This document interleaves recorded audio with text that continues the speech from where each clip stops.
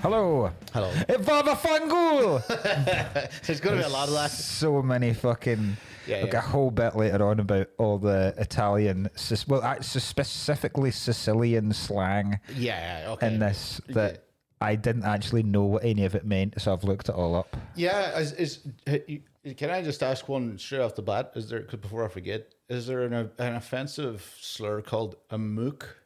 A mook? I don't think so. I've seen this. I feel like I've seen it in like Casino. It's not in The Godfather. How would you spell it? I would go. See, it might be MUC. MUC slur. Look, let's put that in. A mook is a stupid or incompetent. Yeah, that's person. what I would have had it as. You mook. It's the kind of thing you'd hear in Rocky. A mook, yeah. It's Italian. In Italian, it's a racial slur for dumb, incompetent black person. So, right, okay. Whoa. Well, there's the start of the episode. Yeah. Soprano says it quite a lot. I definitely, it isn't in this, but I kept hearing mook once, so I was like, what the fuck? But there's a lot of, there's not, I don't think a lot of it was offensive in this. It's just a lot of words that have kind of come into, particularly if you're a fan of gangster films or The Sopranos. Yeah. You'll have heard a lot of these kind of... It's like there's no reason for us to know what a gabagoo is. I got me some gabagoo. It's just funny. Sounds class. I couldn't half go a gabagoo myself just now. Gabagoo if you don't. I did think like we'll get into the fucking film as usual, but like is gabagool like a sandwich? Yeah, like it's a particular type of sandwich. Let's see what's in a gabagoo. Yeah. Still a lot of research. Just started Italians. In general. I've done a lot of. I've got shitloads of fucking research I've done for this film. Well, they also do. What you're saying, like. I've got another question for you. What is it? What's in It's a type of Italian cured pork shoulder meat. Okay, right. So it's a particular type of. I always thought it was a type of sandwich, but gabagool is a meat. It's a cured pork. Like bologna. Yeah. So again, Tony Soprano talks about it all the fucking time. Gabagool. Yeah, I've got so many videos. Is it not like a? Is Elliot not sent us like there's not like a deli in Manchester? I went to it. Shite. Is it shite? Aye. I didn't get a gabagool though. No. I don't even think there was. He was like, go get the Parma ham in there. And I walked in and it is not really a Sopranos themed place. No. There's just one picture of like Tony Soprano there. Aye. And it's just Italian. See, I like the idea of a lot of these massive American sandwiches. Yeah. You know when you see like Americans ordering stuff and like, I'll take the turkey bacon on rye, hold the mayo. Yeah. Like I like the idea of that, and then when you get it, especially in this country, it's shite. Yeah, the bread's always like fucking. Yeah. Like when you get like, I hate sourdough bread. Oh, do you? I'm quite a fan because most of the time bread shouldn't hurt. Your mouth shouldn't be bleeding afterwards. That's true. You know, like they make it absolutely ridiculous. I'm not saying like you can get good sourdough bread, but half the time I'm sitting there going like, you know, I see like, what you mean. Am I eating glass? A hard bread is. I get you. I get you. Although a hard crust. Have you ever had a well? So I can't even fucking speak today. Have you ever had a well-fired roll? No. It's a very Scottish thing. So you know Morton's rolls, the best rolls. So have you ever gone in to get a rolling sausage or rolling bacon from a bakery and they've gone, do you want a hard or a soft roll? Oh, right, yeah. Yeah, so hard roll always better because it's not hard. People always assume it's hard. It's going to be. It's like off. It's like out of date. It's just hard on the outside. It's just been made crispy on the outside, but it's soft in the middle. And then you get well fired. Yeah. Whereas they've basically made it carcinogenic on the top, like it's black, it's been burnt on the. But somehow, do you know what? If literally, I imagine most Scottish people will have had this. But if there's anyone that wants to try this, find yourself a well-fired roll and have it with a ham, cheese, and butter. And good God Almighty, that's our gabagool. Okay, right. That's the gabagool. Insanely good. Nice. Bit of tomato in there as well. Salt and pepper. Your parents made me fried bread. Yeah. That was the first time you've ever had fried bread. Never. Yeah. I can't believe that worked. Probably the least healthy thing you'll ever eat in your life. I would say so, yeah. Like there's no, because white bread obviously you can't do it with brown. I've tried it with brown bread, and you can't really do it with anything else. You need white bread that's been, that chlorinated shit that they put through white bread that's terrible for you. Because white bread is so far away from what actual wheat and bread should be. The amount of preservatives and whatnot that's been put through it. But that, like, it's just, if you do it again, non-Scottish people, if you want to make fried bread, it's exactly as it sounds. You get a frying pan. It's best if you've cooked your entire fry up, but you've still got a shitload of oil in the bottom, right? And it's all the flavours of the sausage, the bacon, the eggs, the mushrooms, everything's gone into this oil because you've cooked it all in the same oil. And you've got shitloads of it left. If it's absolutely sizzling hot, stick a slice of bread in it and then only take it out when all of the oil has gone, because the bread has just soaked all the oil in and all you're eating is oily bread. But it's fucking incredible. Not only is it great, it's the most Scottish thing I've ever heard. And that is, I know without getting into like hack material here, but like that is pretty Scottish. Oh, very Scottish. Deep fried bread. Yeah, I've never even thought of doing that. Yeah, same when I first heard about like the Mars bars and the pizzas. I was just like, but they've been perfected. What are you doing? Oh, aye. There's a new thing. Past couple of years, some people up and run up Christmas deep frying pigs and blankets. Jesus. Oh, good God, it's incredible. Oh my God, Rel, that does sound good. Because batter around anything, there's nothing better. Yeah. There's nothing that makes something better than battering it. That's true. Do you know what I mean? Like, no one's ever gone, my wife for cooking. Yeah. Am I right? I have I think this is going to be a long one. Right. And I think it deserves to be, because I think this is the biggest film we've tackled. Yeah. I do too, because I was trying to think about this last time as well. Schindler's List. And others, but they're not as. It's not as much of a cultural. Tent pole. I mean, this and Good Luck Chuck. This is fucking up there. This is like Library of Congress. American staple. Basically, the best film ever made. Yeah. So but I've got some stuff I like to talk about beforehand. Yeah, well, speaking of bread and stuff, you sent me another brown bread celeb. Yes, possibly the best one yet. Dick Cheney. It's not even that. It's Dick Cheney, right, doing the brown bread thing we've talked about before, where he's just cutting brown bread, and Dick Cheney just means he's dead. Yeah, right. It's very funny the levels of the people. Like the one before was your one from Keeping Up Appearances. Patricia Routledge. Yeah, Patricia Routledge to Dick Cheney's quite a funny jump, right? Yeah. But this one, because this one's even more bizarre because. Bush is in it. George Bush comes up and helps him cut the bread. He's not dead. No, he's not dead. And also the way they make it a bit too. They make it more sexual than it needs to be. He gets in close. He does. He gets in close, takes his hand, and then helps him cut the bread in the way that a Gerard Butler film. If he was greeting his wife in the morning, she was making breakfast, he would come up behind her, largely stand-up spooner, and then help her cut the bread as well. They've made it a very sexual relationship between Cheney and Bush. That sounds Dick and Bush. Dick and Bush, yeah. There you go. God. How has that been missed? It's surely not. Must have been. Surely it hasn't been Dick and Bush has been missed. SNL must have been all over that. Oh, God, yeah. Everyone got their thing. I don't. Without it, I didn't get it. I know. I should you told me not put that on. Yeah. None of us. Every comedian in the world. Yeah. See all of your. I'm not in any way saying that either me or Ryan are your favorite comedians or any of our friends group who you'll know are your favorite comedians. Daniel might be. Milo might be. But none of us will be on the cast or writing team for the British version of Saturday Night Live because we all got rejection letters. They'd be like. However, don't be surprised if you see a lot of your favourite comedians' ideas being used for Saturday Night Live. Yeah. Because as we found out afterwards, after we'd submitted a kind of, I can't remember, it kind of just surfaced like a new kind of contract had come out that basically said we own no rights to any of the stuff that we have submitted in the application. It's pathetic. It's just robbery. So what it reads, I mean, I'm not saying that they will do this, but they legally have an option to take any of the ideas that have been sent in and use them without paying anyone. Yeah, so that's typical. Yeah, not saying it will happen. You fucking better not. Yeah, fucking better not. That's such typical fuck. What kind of a fucking...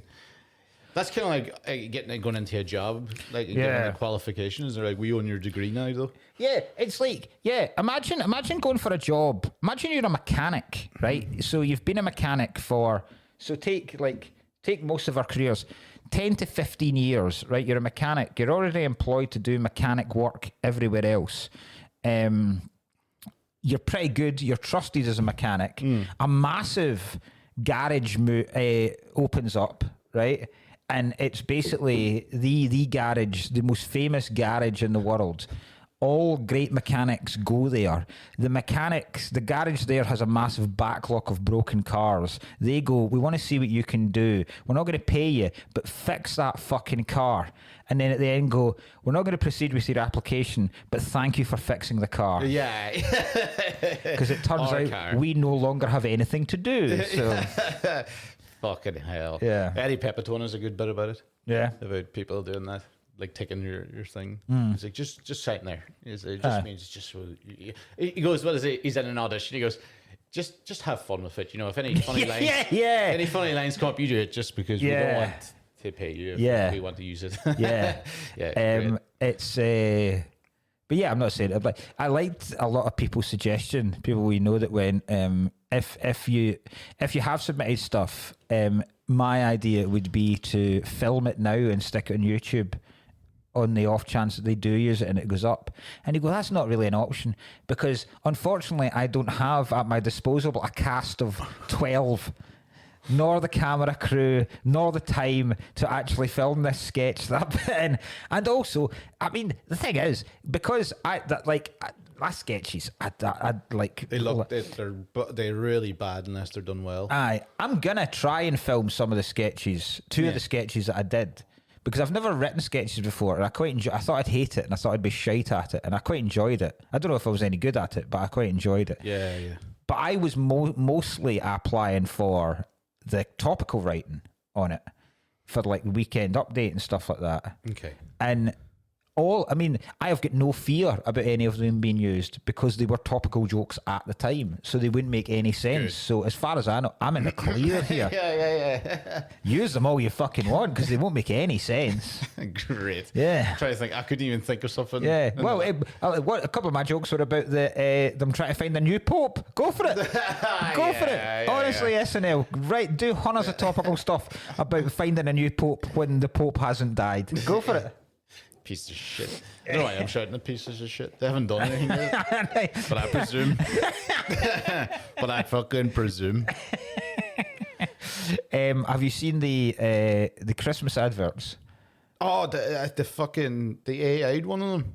Oh yeah, the Coca-Cola. The Coca-Cola one's all AI'd with meerkats and stuff in it. That's annoying. Do you know what? That annoyed me even more than the fact that it was AI. The fact that they can't even come up with their own cookie animal.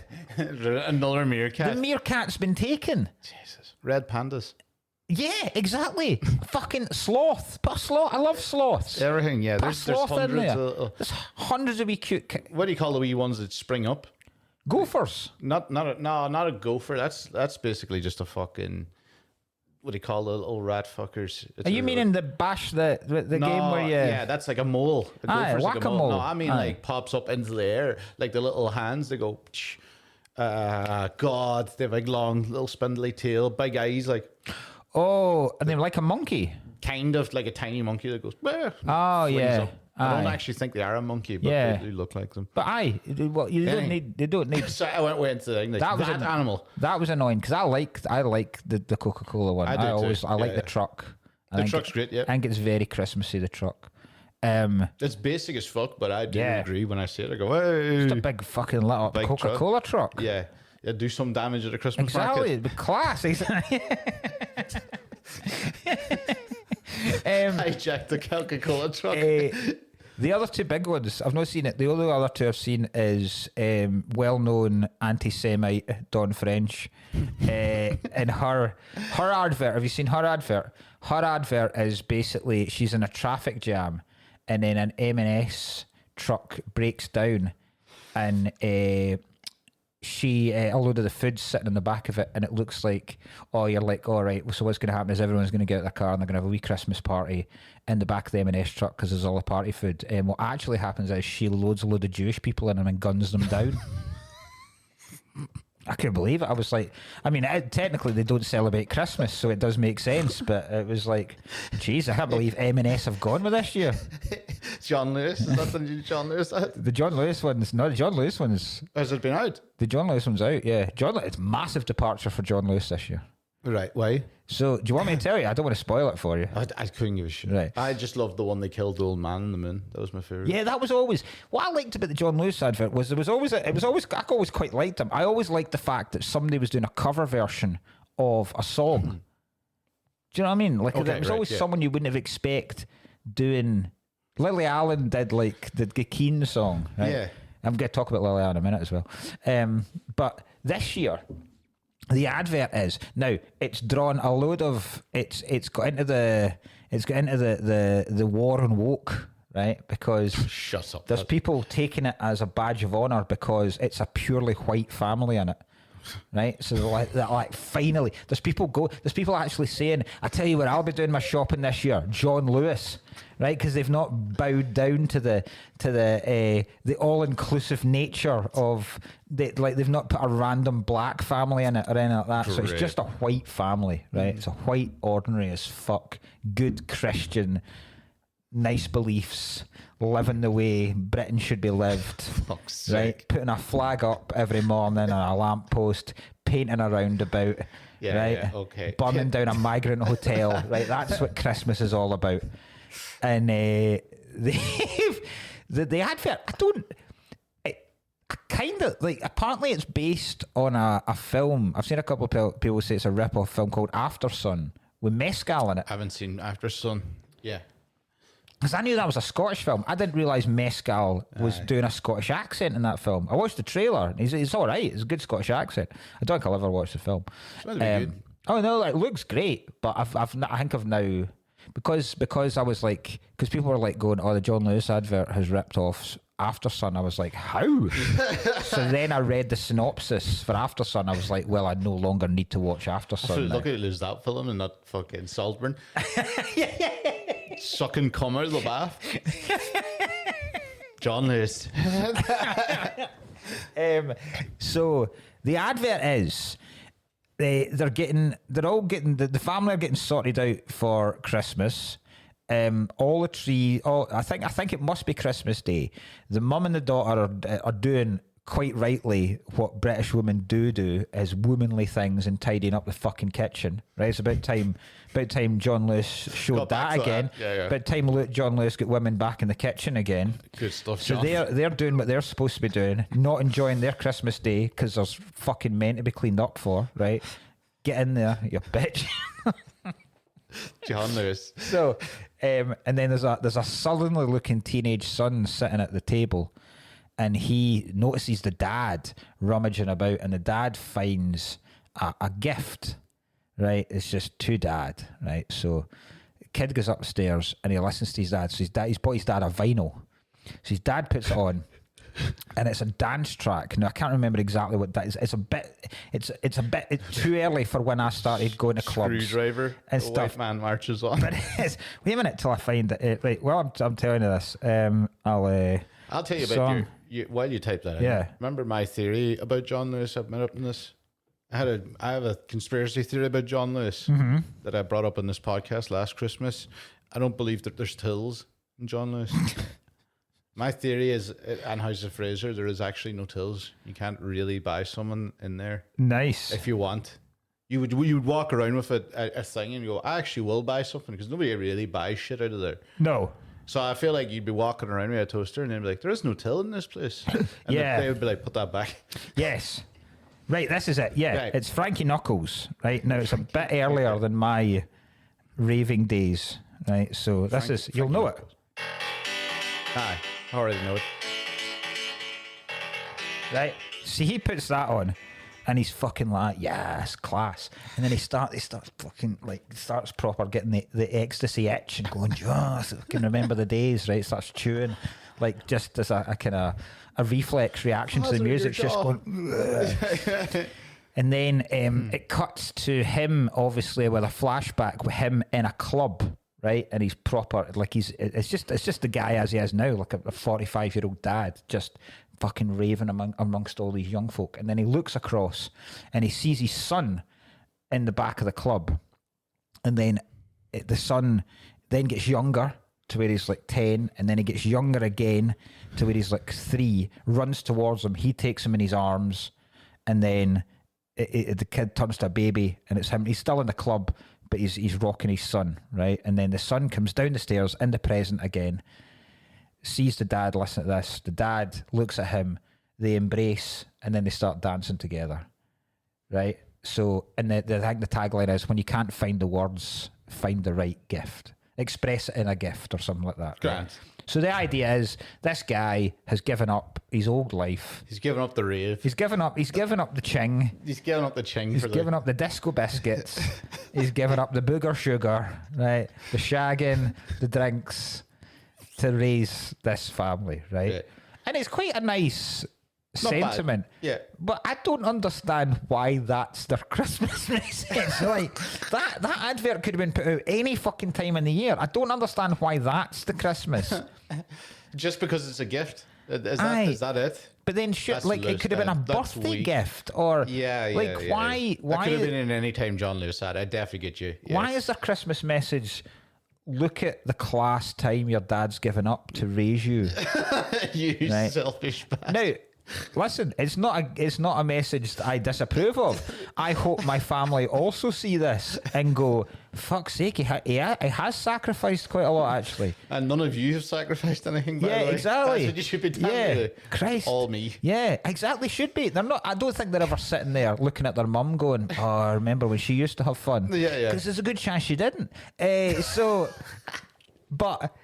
And also, if the same ad was for her, it's your mother in the exact same kitchen. Yeah, just going through time.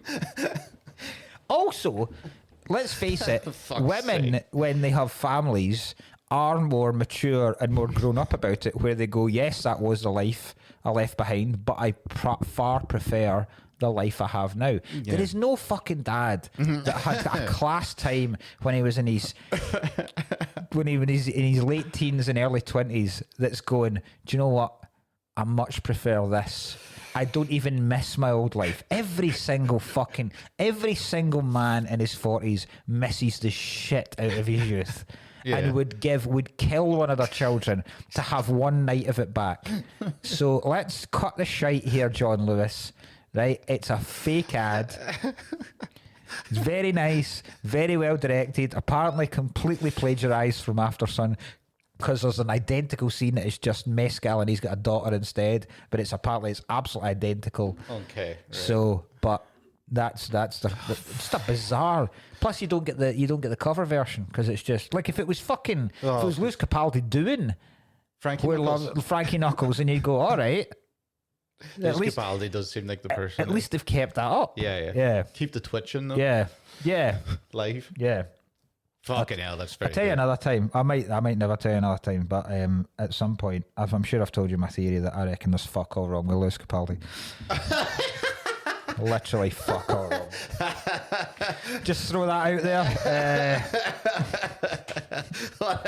I think there's very little things funnier in the world than completely denying. There's someone we know, right? It's the one person. There's someone we know that is trans, and I go, doing it for attention. I never thought I would be that person. And then one person I know, I went, definitely alike. I know exactly who you mean as well. And I also think the same. I'm like, nah, that's not it. Yeah. I was like, you're mocking it. And Not he's a like, chance. I was like, you're mocking. What? Never ever mentioned it at all in the past 10. Not once. I was like, come on. I was like, you're fucking definitely, you know. Yeah. You're, if anything, making a mockery of this. Very good. What else did I do? I blew up my mic. I blew up a microwave here last day. Yes. How? With a pack of rice. You know the pouches of rice. I didn't really blow up the microwave. Like Uncle Ben's. Yeah. Whatever the legal version is. Uncle Bill's. I went to Cousin Bill's. Auntie Bill. Right. So I pulled it. You know, you do tear a little bit off the corner at the top. It was a whole fucking disaster because I had everything else made myself, but I didn't bother making rice. Right. So I had the rice and the thing. I tore the top, but I obviously didn't open it. It kind of like tore oddly, so the thing was still closed. So about a minute and all, here's a big massive. Right, I'll open it up. Right, and obviously there's fucking rice all over the place. And there's smoke in the back of the, you know. Like yeah. So I'm blowing all this out anyway. And I was like, right, blah blah blah. Spent ages cleaning up because rice inside a microwave disaster. And I was like, fuck's sake.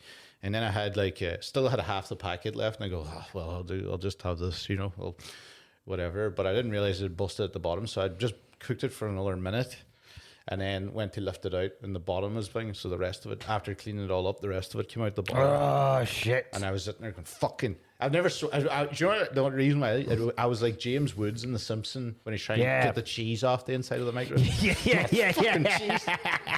That's exactly what I was sitting there, fucking fuming, swearing into a microwave. That's brilliant. Have you ever put a bag of crisps in the microwave? No. Put it in, right? As long as it doesn't have the foil. Don't they right? all? Nah, some like a bag of Golden Wonder won't. I don't think Walkers do either. It's cool. It comes out as a mini bag of crisps. It just shrinks, but it keeps its form and the definition perfectly. That seems. I'm telling you, I'm not trying to fuck you around. I'm not. Honestly, it'll just come out as a tiny wee bag of crisps. This isn't my microwave, shrinks. Mark. No, it's not your microwave. They come in here. We can afford another one. Microwave's cheap as shit. For Christ's sake. So it is going to wreck the microwave. Man bought a fucking chest freezer last week, for fuck's sake. That's for bodies, eh? I like opening it up like pretend I'm in layer cake. Did you see the Lily Allen stuff? Right, so Lily, I haven't listened to it. No, of course not. And I never will. Okay, right. I don't dislike Lily Allen. No. I go through phases with Lily Allen. I liked her when she first came out. Did you? Yeah, I did. I was like, it's about right. A bit like, you know, a better version. You're gay. And then got to like, ugh, this is too look at me, you pick me. Yeah. Then disappeared. Then when she went all a bit like troubled, let's just Yes. say. And I was like, back on it, but she was kind of gone. And then she kind of came back. Didn't she kind of recently started doing I mean, I reckon it should be a good laugh. Her work with Mark Ronson was all right. Mark Ronson. I gigged with Lily Allen once. I just remembered this. All right, how was that? Shite. It was a gig. So I can't remember how it came about. There's a jazz. Is it Ronnie Scott's jazz club in London, right? And I got asked to do a night where they were doing this stuff, and it wasn't like controversial comedy, and it wasn't alternative comedy, but it was like satirizing comedy, right? So I was doing a lot of kind of politically kind of shit at the time. And I think I got asked on the back of some gig I'd done at the festival in Edinburgh. And I went down, and the lineup was like fucking outstanding, right? So the three comics were me, Paul Sinner, and Terry Alderton. Right? Okay, right. So, and then Lily Allen. Lily Allen wasn't on. She was there because there was a band they weren't called the Gyres, they were a Scottish band. They were a wee Irish band, right? And they were young as shit. And they did like kind of... It's a Codaline type shit. No. Like almost kind of like rock, like almost early Beatles-y kind of stuff, right? But they were like... I mean, they were literally about 15, right? And they were on, and I remember they did a couple of festivals that year, and they were never heard of ever again. And the end of the night was somebody interviewing George Galloway, right? So it was a weird fucking night. So because it's Ronnie Scott's, Kelly Jones from the Stereophonics was there, right? So I saw he was in. So I started having these ideas of, like, what I'll go on, I'll rip this, right, and then I'll be hanging about with the Stereophonics for the rest of the night, and that didn't happen. And I died fucking brutally. I died on my arse so fucking badly. I mean, It was sounds shite. like a terrible Senna did well. I was the only one that didn't do well. Really? Actually. God, I wish I could remember those wee Irish guys' name. Anyway, Lily Allen came in to meet them, which I always found weird. I was like, why are you hanging about with 15-year-old boys? But they were like that, and I'm pretty sure her dad was there as well. But that's the only time that's so. She was an arrogant fuck, actually. Was she? Yeah, Oh, well, arrogant as go. shit. There you go. But this was at this. I imagine this was at the high time of her being part of the London set, and I imagine there was a lot of drugs happening as well. And but yeah, we've all done drugs and we haven't been wanks, so well, not me. not that I know of. Anyway. No. Somebody's listening to this. I fucking wank. But I was reading about her album because I always find that a weird fucking pairing. Her and it's just two so people bizarre. you'd never go. We were talking, yeah. Why? How did they get together? Aye. What social event led them to getting together? Not many people like him. David Harbour? No. No, I'm not. She's not just her in that relationship. There's other people. Yeah. I've seen a lot of set complaints about him. I'm like, that's hilarious when a guy like that just turns into real one. Yeah, Like, exactly. whoa, Aye. What the fuck have you I got don't, 'cause back in you? I've never seen Stranger Things, so I don't know him. I largely only know him from the Marvel films. Violent Night. Yeah. Is he in the Marvel films? He's fucking he's the Russian. He's not. He's the Russian He is Captain Hellboy. America. He's in the new Hellboy. Oh, he's in the new Hellboy. Aye. He's the new Hellboy. That's right. He's Captain America. I can't remember. He's the Thunderbolts or whatever the Aye. fuck it's called. But what made me laugh about it was, first of all, right, there's a whole thing about them agreeing to have an open relationship, and then her, largely the rest of the album, moaning about him shagging other people. And you go, well, didn't you agree to, like, I don't really understand how that can, like, open relationships, I've always said, are only the only farce. person but the only person an open relationship is going to benefit is the person that suggested the open relationship. Yeah. Right? There's a good chance the other person isn't going to be getting much. There's always going to be, it's never going to be an equal thing. You're never going to be coming in on a Sunday comparing notes and you've both bagged 9 new pumps that weekend. It's going to be largely the woman has been horsed all over town and the guy watched someone else horse someone and had a wank. That's largely how it's going to go, because women are always going to do better at this kind of thing. This was the reverse. But then I don't know the morals of moaning about it and complaining about him shagging other people. If you agreed you've with that. already set the parameters of. I don't know why you would agree to it. That's it. I wouldn't. Fuck no. Yeah, I'd be exactly. fucking Jesus Christ. I don't get it really. It wouldn't be worth the lucky 2 I would get a year for me to agree to it. It wouldn't. Literally, I can lucky 2. I can almost pinpoint it being at most 2, and both will regret it. Yeah. So yeah. I'm not going to be shagging a lot. I think, like, I get it. I get it. I think I'm chatting like it's a very specific type of people that happens, but that it would work for. But I don't really. Yeah. They do not exist at the level of the amount of open relationships I see. Aye. They're always a total disaster. Yeah. Most of the ones I've ever. I don't know anyone. I know loads. Yeah. There.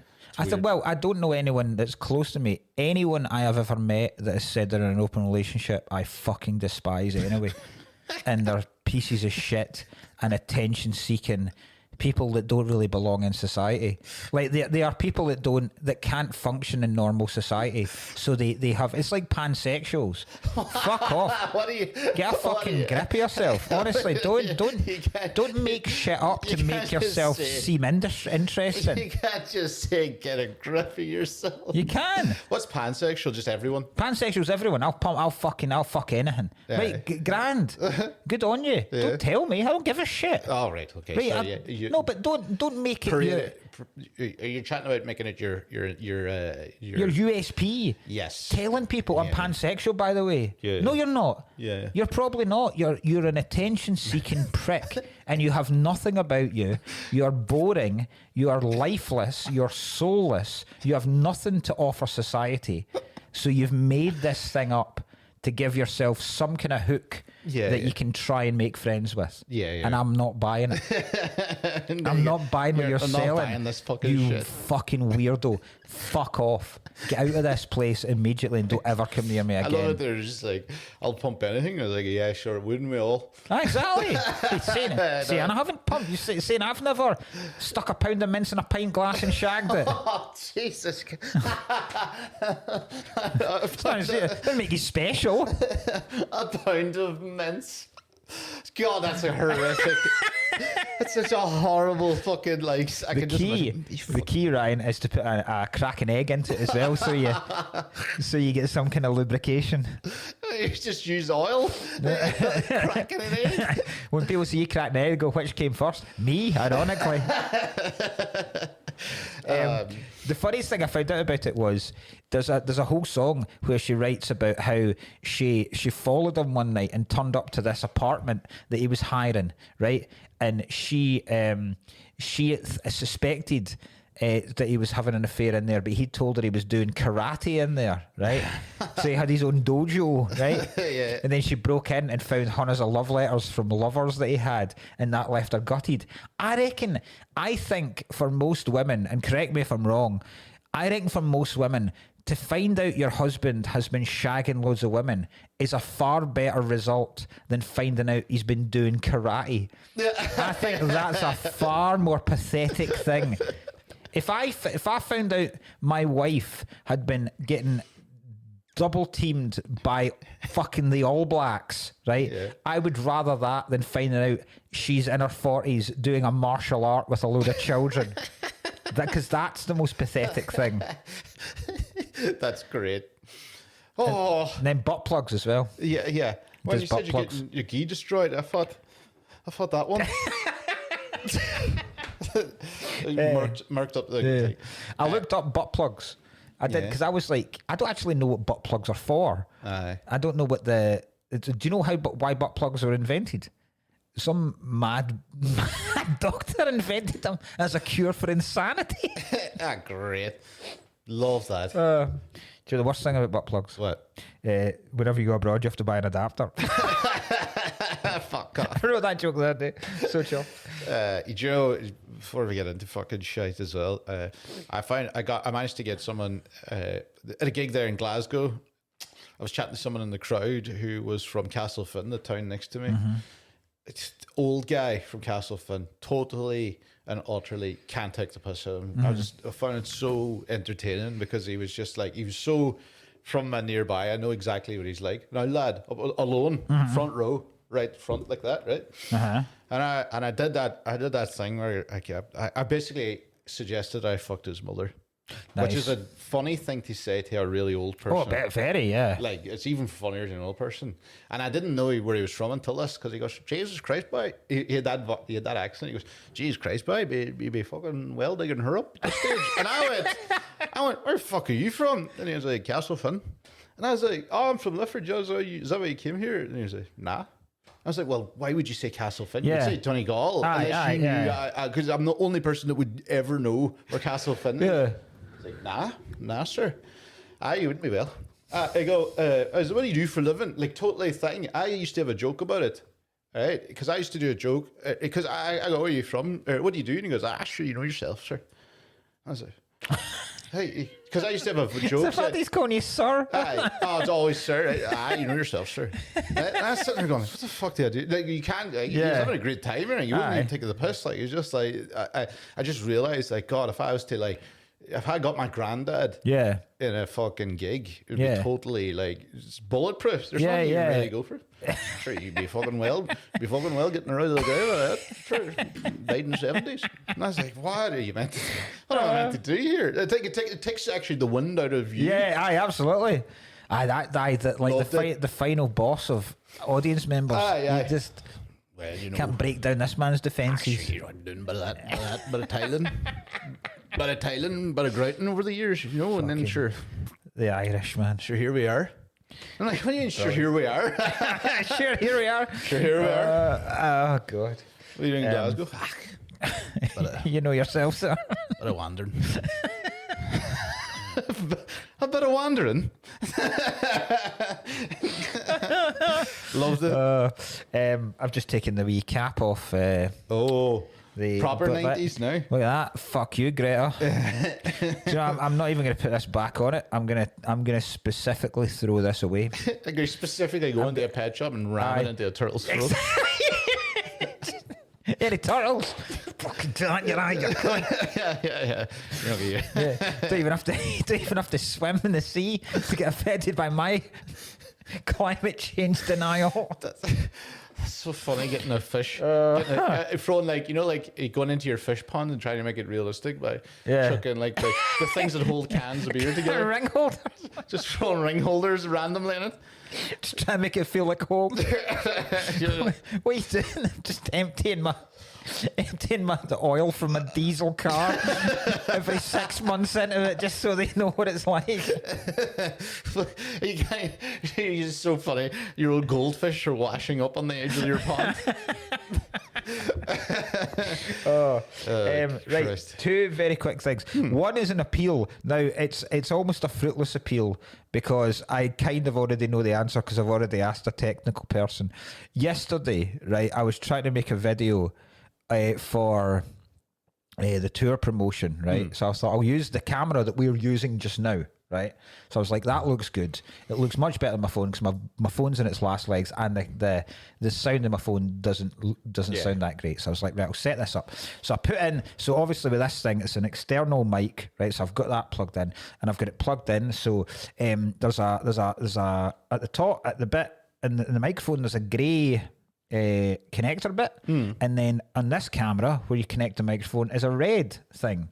So I took a lead that I have in there that I've been using to film that has a grey connector bit to connect up there, and then a red thing to go into the camera, right? Lo and behold, when I then watched the video back, there's no sound, right? So I'm going, right, I don't understand this at all. And I kept trying different things. I was like, I don't fucking understand. I watched loads of guides. Eventually I found out that apparently there is such a thing as called a TRS lead, and then there's a TRSS or a TRRS lead. The difference being, if you look at the end at the wee plug-in bits, there's wee rings, right? The TRRS one has 3 rings, right? They're for phones, right? So when you plug one of them in into a camera, it somehow doesn't record, right? Because I needed a 2-ring one. So first of all, why the fuck they gave me these 2 in the middle? That's not even the point, right? Okay, I didn't look, I didn't check it because I just assumed you'd plug one in. You would, though. And what led me to assume that was the fact that it's a fucking red thing, and I was plugging it into the red fucking thing. Whereas the red thing apparently is only to be plugged into a laptop, is only to plug into a tablet or a phone, right? Why make it red, the same colour as the fucking connector on the camera, right? So I've done this. I've been recording videos for about 12 months now with no fucking sound, right? So I've got shitload, which also includes the King's gig. All the sound gone. Not one bit of fucking sound on the thing. Why would they have? I mean, this is fucking unbelievable. Why would it fit? Why would it fit? That's another. Why not make it? Why would it fit? So this thing, right? Fuck it, I'm going to show you, right? Aye. That's unbelievable. Yeah, you're hoping that the data is somewhere on it. Is that what you're basically asking? Yes. Because, like, I just don't understand why you would... Jeez, I hate this because not only that, it's like they presume everyone's a tech, but I actually believe that most techs would also be like, God, I didn't know, unless the cable came with it, the right thing. Oh, that's a TSLR 4-ring fucking whatever. Where's the fucking thing that they actually gave me? If you want to know what Mark's doing, there's like a scramble through the bag here, but an angry scramble. Like, where the fuck is this piece of shit? Right. Yeah, I've only got that one. I think I've now actually just chucked it all away in sheer anger. Oh, he thinks he's binned it out of sheer anger. Yeah, but I forget you can't actually hear me just now. You could probably hear a bit of it enough. Right, so this is a bastard. Right. I actually have one of these fucking Rode fucking microphone. This is what it comes with, right? This is the main one that I was given, right? With the 3 fucking rings there. Right, so you'd think, oh look, there's a red lead reading into something. Maybe that goes in the bit that says red, right? And also, oh look, it's curly and longer than the other ones. You think maybe that's for main filming when you're out doing stuff. The other one they gave me was about half this size. It's just all the way black, and it's not curly. It's not wrapped in any kind of thing. It's just randomly sitting beside it, like almost like an incidental. So the main lead I needed was less advertised as the one I'd needed than the one I definitely don't fucking need. I shouldn't be laughing. So, what a fucking balls. The biggest gig of my career, I have no fucking sound on it. I swear to God, yesterday is the closest I've come to killing myself for fucking years. I was like, I'm going to end this shit. I then went out and played golf. It fucking scored incredibly. So I'm going to play angry now. I saw that. Honestly, I was going to drive my fucking car into a wall yesterday. So if anyone out there has any sound engineering expertise at all, and if there is any way possible whatsoever that this 3-ringed piece of shit will have somehow picked up any sound from it, I don't even know. Do you know what I'm doing now? Because, like, when I was driving last night, I stopped at a light and it came back into my head and I just went, fuck! Right? Just the sheer annoyance at the unluckiness of the fact that I plugged in the wrong one. And the reason I plugged in the wrong one was because I was made to believe that that would be the right one. Because all the clues, as in the fucking red matching up to the red, led me to believe that that was the right one. Now, yes, it is my fault for not checking it until now. I just assumed it was always going to be there. There is, I get that's like a hindsight thing. I mean, but so now you just have to find that everything's working. When you plug it in and you see the fucking thing and you follow the instructions and the red goes into the red thing and then you just go, well, bingo. Yeah. Should be that easy. Now the 1% chance that anyone can actually fix this. If you have any ideas, please tell me. On the other side, I've then spent most of this drive over reasoning with myself by going, right, well, half of it is your fault for not checking beforehand. You should have done tests. But then I was going, and the Kings also, I was told I wasn't allowed to film. So I was doing it kind of sneakily up the back, and it was a last minute decision to do it. And then I was like that, right, okay, yeah. And I had no idea about any of this. So how was I supposed to know? Yes, I should have probably checked. And then I'm starting to go, maybe the sound wouldn't have been that good anyway. Hold on. I was at the fucking thing that night. That night, I was standing beside that looked like everything was working fine. Actually, when I was thinking about it, that's right. No, I remember that. I was standing right beside it with a fucking. Yeah, I was trying not even to. I was stepping back, but staying there, so I wasn't just laughing into the mic. Yeah, do you know, right at the very front. Oh, fuck off! It's so annoying. That's frustrating. So if there's any chance, frustrating. Fuck. That's fucking. I hate technology. That's what I do when I fuck up. We do all this and something happens on this podcast. I'll be just sitting there going like, how can it be 2025? It's just so. It just none of it makes. Why there needs to be so many different things for so many. It's just. The thing we've moaned about, even editing a video, which I ended up having to just film on my phone, even editing that, you're like going, right, why do I now have to piss about and zoom in with certain bits because one app won't accept it, and this won't work on Instagram because no one will watch it because it's not at the right ratio. It's not at the right aspect ratio. And TikTok, they've got a different aspect ratio. And Facebook, they're going to have a different one as well. And then you'll put it on Twitter, and suddenly it'll be far too close up, so you'll need to zoom out again. So you're like, so I'm spending 4 fucking hours editing this for. No, I do 9:16 in all our videos, and they all go on. Whatever happens, that's what they fit. You're gonna have to rub your arse against a tree at the back. Aye. That's it. I need to do something to make. I'm gonna need to do something to calm down because this is. Well, I'm trying to think of. I wrote a couple of fake movies. Okay, can I say this very quickly just before I forget it? Oh, I absolutely. It's very, very quickly. It's a thing our friend Matty sent me. So these are scrapped gimmicks that were probably scrapped for the best in WWE, right? So some of these are sick, but some of them are incredible, right? So I'll start off. There was two guys called Paul London and Brian Kendrick, right? They were a tag team called the Debonair. They were going to be a tag team called the Debonairs, right? The gimmick was they were going to be male strippers. Yeah. There was going to be a planned gimmick of two guys that were just hillbillies. This one, the guy who played Goldust, do you know him? No. He was going to be a character called Seven. The gimmick was going to be a child abductor. Right? This is when you get into the good ones. A guy called Baron von Bava, who was going to be a Nazi sympathizer. That was going to be his character. Booker T. Do you know Booker T? I do, actually. He was going to be he was going to be a military man, and his name was going to be G.I. Bro. Right, and this is the best one. There's a guy called the Great Muta, right? Yeah. He was a big, huge fucking guy. He basically played this big Indian giant, right?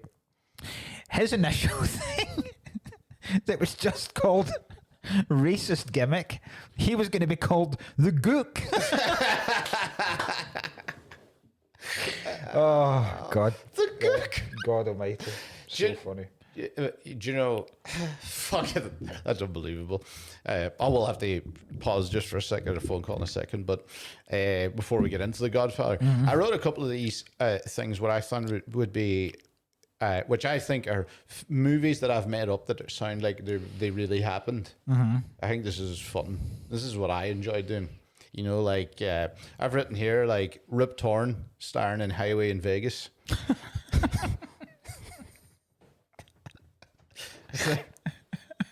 Drastic Measures, Steven Seagal. Right, that's a good Seagal title. The Jacobin, Michael Fassbender. The Jacobin. Liam Neeson, The Boston Fluffer.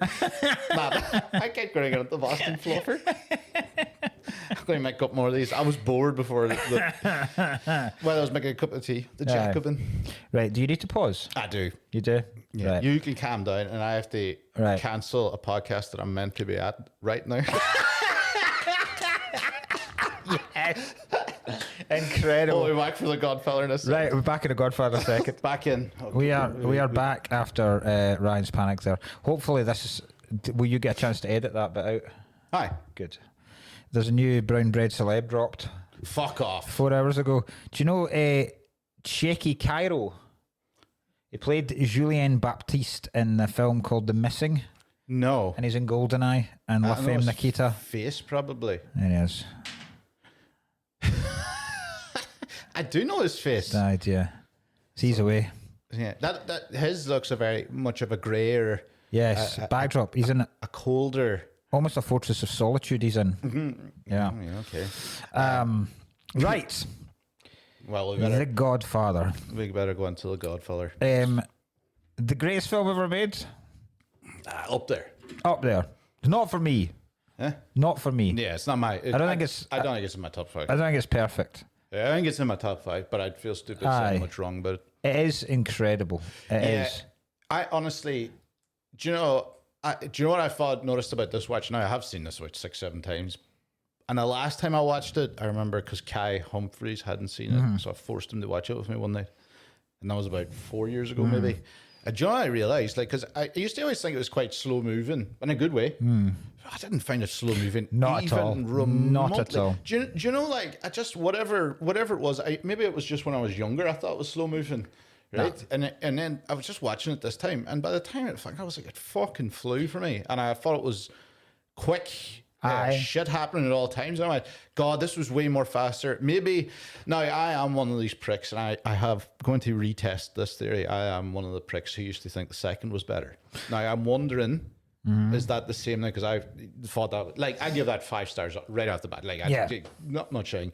Second one I used to like better. I'm wondering now. See, I've always liked the first better. Yeah, but I'm going to watch the second this weekend just to see. Same. I was going to watch it last night, but you're absolutely right about the pace. I think it's from hearing other people talk about it, because I think I can't remember, someone was like, I remember reading someone about it and people going, Christ, the wedding drags at the start, and I think I then just assumed it had, but then this time watching I was like, this doesn't drag in the slightest. This is what a great way to introduce everybody. Oh, what a smart thing phenomenal. to do. It's not like you're like, if anything, you fucking drag it out longer because you've managed to build up in a, I don't know how long the wedding is, about 20 about 30 minutes. 25 hours, basically 25, 30 hours. So if it's about 30 minutes, right, the wedding's going on. But during the wedding, he's going out and doing business and the fucking thing. So you get all the Godfather stuff. You get introduced to all the partners and the people because they're introducing themselves to others. Yeah.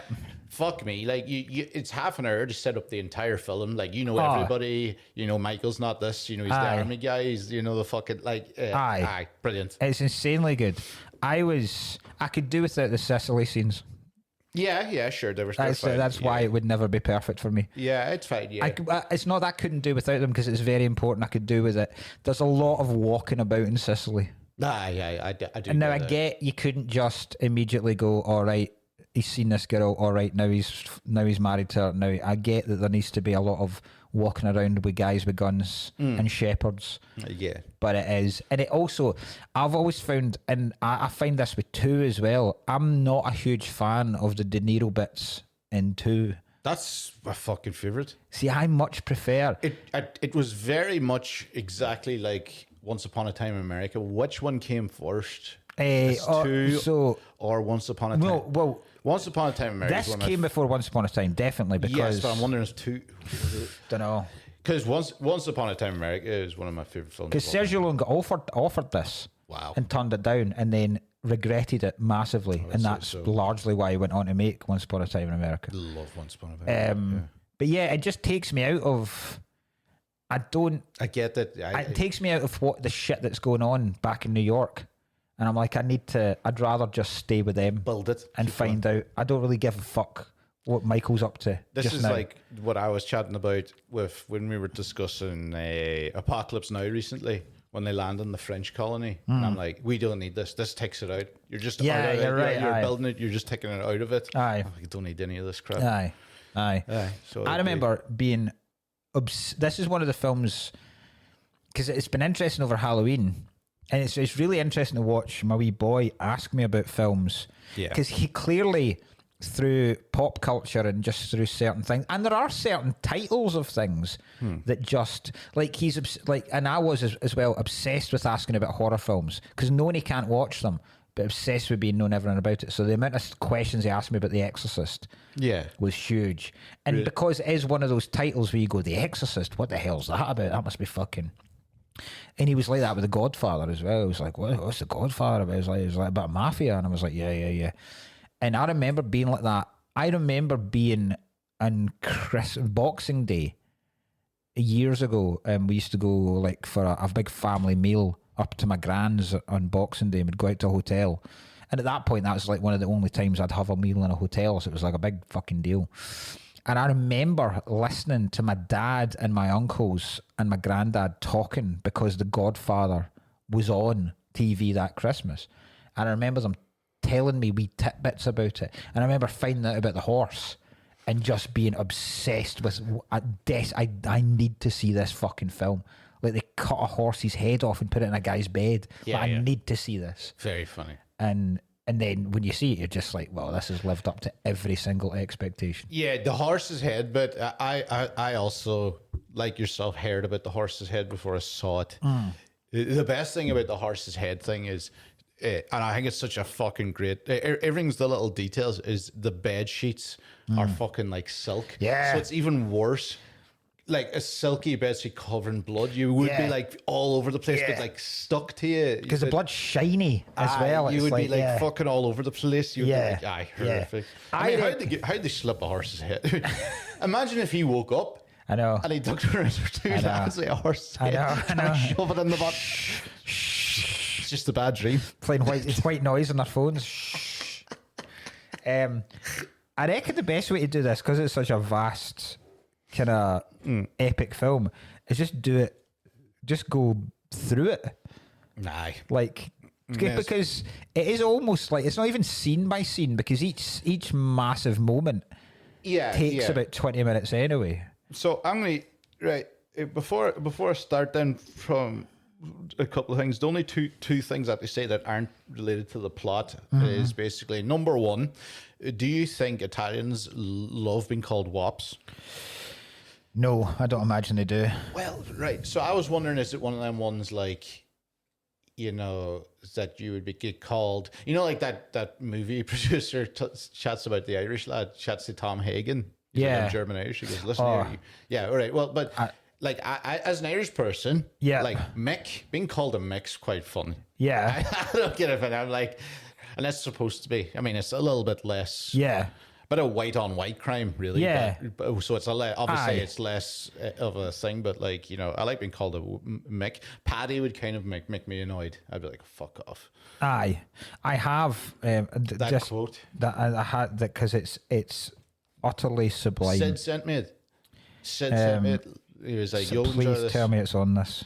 It's not. I've got it because Sid sent me the entire fucking. Right. Where'd my phone go? Oh, there.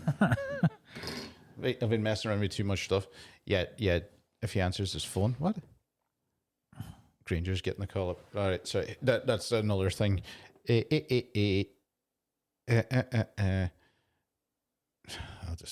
fix this a little bit too in the podcast. Right. So, Jack Waltz, is it? Jack Waltz, yep. Jack Waltz. Now listen to me, you smooth talking son of a bitch. Let me lay it on the line for you and your boss, whoever he is. Johnny Fontaine will never get that movie. I don't care how many Dago, Guinea, Wop, Greaseball, Goombas come out of the woodwork. Tom Hagen goes, I'm German Irish. Well, let me tell you something, my kraut Mick friend. Sublime. utterly sublime. To call someone a fucking, let me see that part, a Dago, Guinea, Wop, Greaseball, Goomba. I mean, it's just incredible. There's like at least two extra in there. I'm German Irish. Well, listen here, my kraut Mick friend. Just phenomenal. Oh, utterly phenomenal. I was just thinking, you need a German Irishman in a remake. It would have been Fassbender, wouldn't it? yeah. By the wedding, the start is stunning. Just Bonacera, and that's it. Like just him sitting there telling this horrific story about these two lads getting his daughter drunk and then beating her within an inch of her life. And then it pans back to, and it goes because it's really dark. It's black almost because you just see Corleone sitting there as completely black in the suit, and it's just panning back from Bonacera and widening out, and then it cuts to Big Brando sitting there with a cat. Yeah. And you're just like, this is I'm all in right away. Cat's great. All in. Like Cat's having a great time. Cat's just didn't even fucking. It does feel like it's his cat because the cat's doing nothing. Like it's not like the way, because you're like, because you've got an idea of who he is anyway, and you go, well, this is going to be a no-brainer. Like, of course he's going to have these guys gunned down. But then even then he goes, when was the last time you had me round at your house? You come to me as a friend, like all that kind of that's like getting close to your Trump impression. I know it is. I know. I think I can do Corleone, but it's just the way he makes him, bow down to him in the end, and then he's like, okay, well, he's like, no, justice, that isn't justice because your daughter's still alive. He's like, well, make them suffer, like she suffered, and he goes. I don't want to rape nobody. Yeah, and then the next guy he gives the favour no bother at all, and it's such a lesser favour. All he wants to do is get a guy to dodge the draft so he can marry his daughter. It's like, make sure this guy dodges the draft, like not a fucking problem. And then Johnny Fontaine, Johnny Fontaine, yeah, Fontaine. Oh Jesus, fuck me. I remember always being what do you call Tom Hagen again? His actor's name Duval. Aye. I always got James Caan always strikes me odd as well about his age. I know he's an old guy and I've always known him as an old guy, but I always forget he's Sonny. Yeah. Even though I remember Sonny so well, it's actually the person I remember the most because when I was a kid, when I first saw it, the death scene, Sonny's death scene was always awesome. The best. You know, absolutely, they made sure of it. Yeah. Right, so the wedding. There's so many bits about because with I love the fact that because I love the fact that the Fontaine thing's apparently based on Sinatra. And I've got a fact about that later on as well. It's basically Sinatra getting the From Here to Eternity, because Sinatra's star was waning because he was too old now to be a heartthrob, which Johnny Fontaine is as well. Like when they're all going, oh my God, Johnny Fontaine, and like a 50-year-old guy walks in and you're like, what all these young girls, the fuck? And then but then when he's sitting there, he's going like, this part's perfect for me. I wouldn't even have to act. I'd just be playing myself. But this big shot Hollywood exec will not give it to me. And he starts going, but what could I do? What could I do? And then, you can act like a man. And then slaps him and goes, oh, you're sitting there going, what can I do, Godfather? What can I do? Yeah, he proper went for him. Just show you can act like a man. You think that's just trying to do another show of power because your guy is famous and you're coming to. And then it looks like when he's doing that, it looks across to Hagen, and Hagen's pissing himself laughing at him just ripping into him. Yeah. But then and then introducing Michael as being somebody that's not, he doesn't want to be part of it, but also is menacing. When he's telling the Luca Brasi story, he's menacing as fuck. Yeah, he's and then great. Luca Brasi himself, like, I've got a fact about him later on, it's fucking brilliant. I thought Luca Brasi was, first of all, I thought he was real. No, I don't think so. No. And second of all, I thought he lasted like he was more of a big thing. I remember Luca Brasi. I remember Luca Brasi's character, but it's what I don't understand about, because he's nervous about being there, and when Tom's explaining to Sonny, he's at Luca Brasi's outside and he's nervous, and it transpires that he didn't think he'd get an invite to the wedding, and he's so honoured that he's been given an invite. But then you find out that pretty much Brasi's the guy that Corleone goes to whenever he needs the really bad shit done. So why wouldn't he have been invited to the wedding? I think he's trying to say like he feels like he was part of the family all of a sudden. Aye. Whereas like he was doing work with him, knows him a lot well, but he was just muscle beforehand. He was just muscle, but the fact that he's brought him into his daughter's wedding, he's like, "Oh, I'm part of the family." But because he comes across as a simpleton a bit. Oh, aye. So he's probably, and that's why he's mumbling his words and like he's like, "Oh God, I want to." Yeah. I think he's just proper into it. Yeah. Rather than I think it's just showing like but sense. I do get it. Because at the start I was like, "Oh, this is when they first meet." It's not. I think it's just trying to show a little bit of the kind of the stages of it, like how important the family and even being invited and all this type of shit is.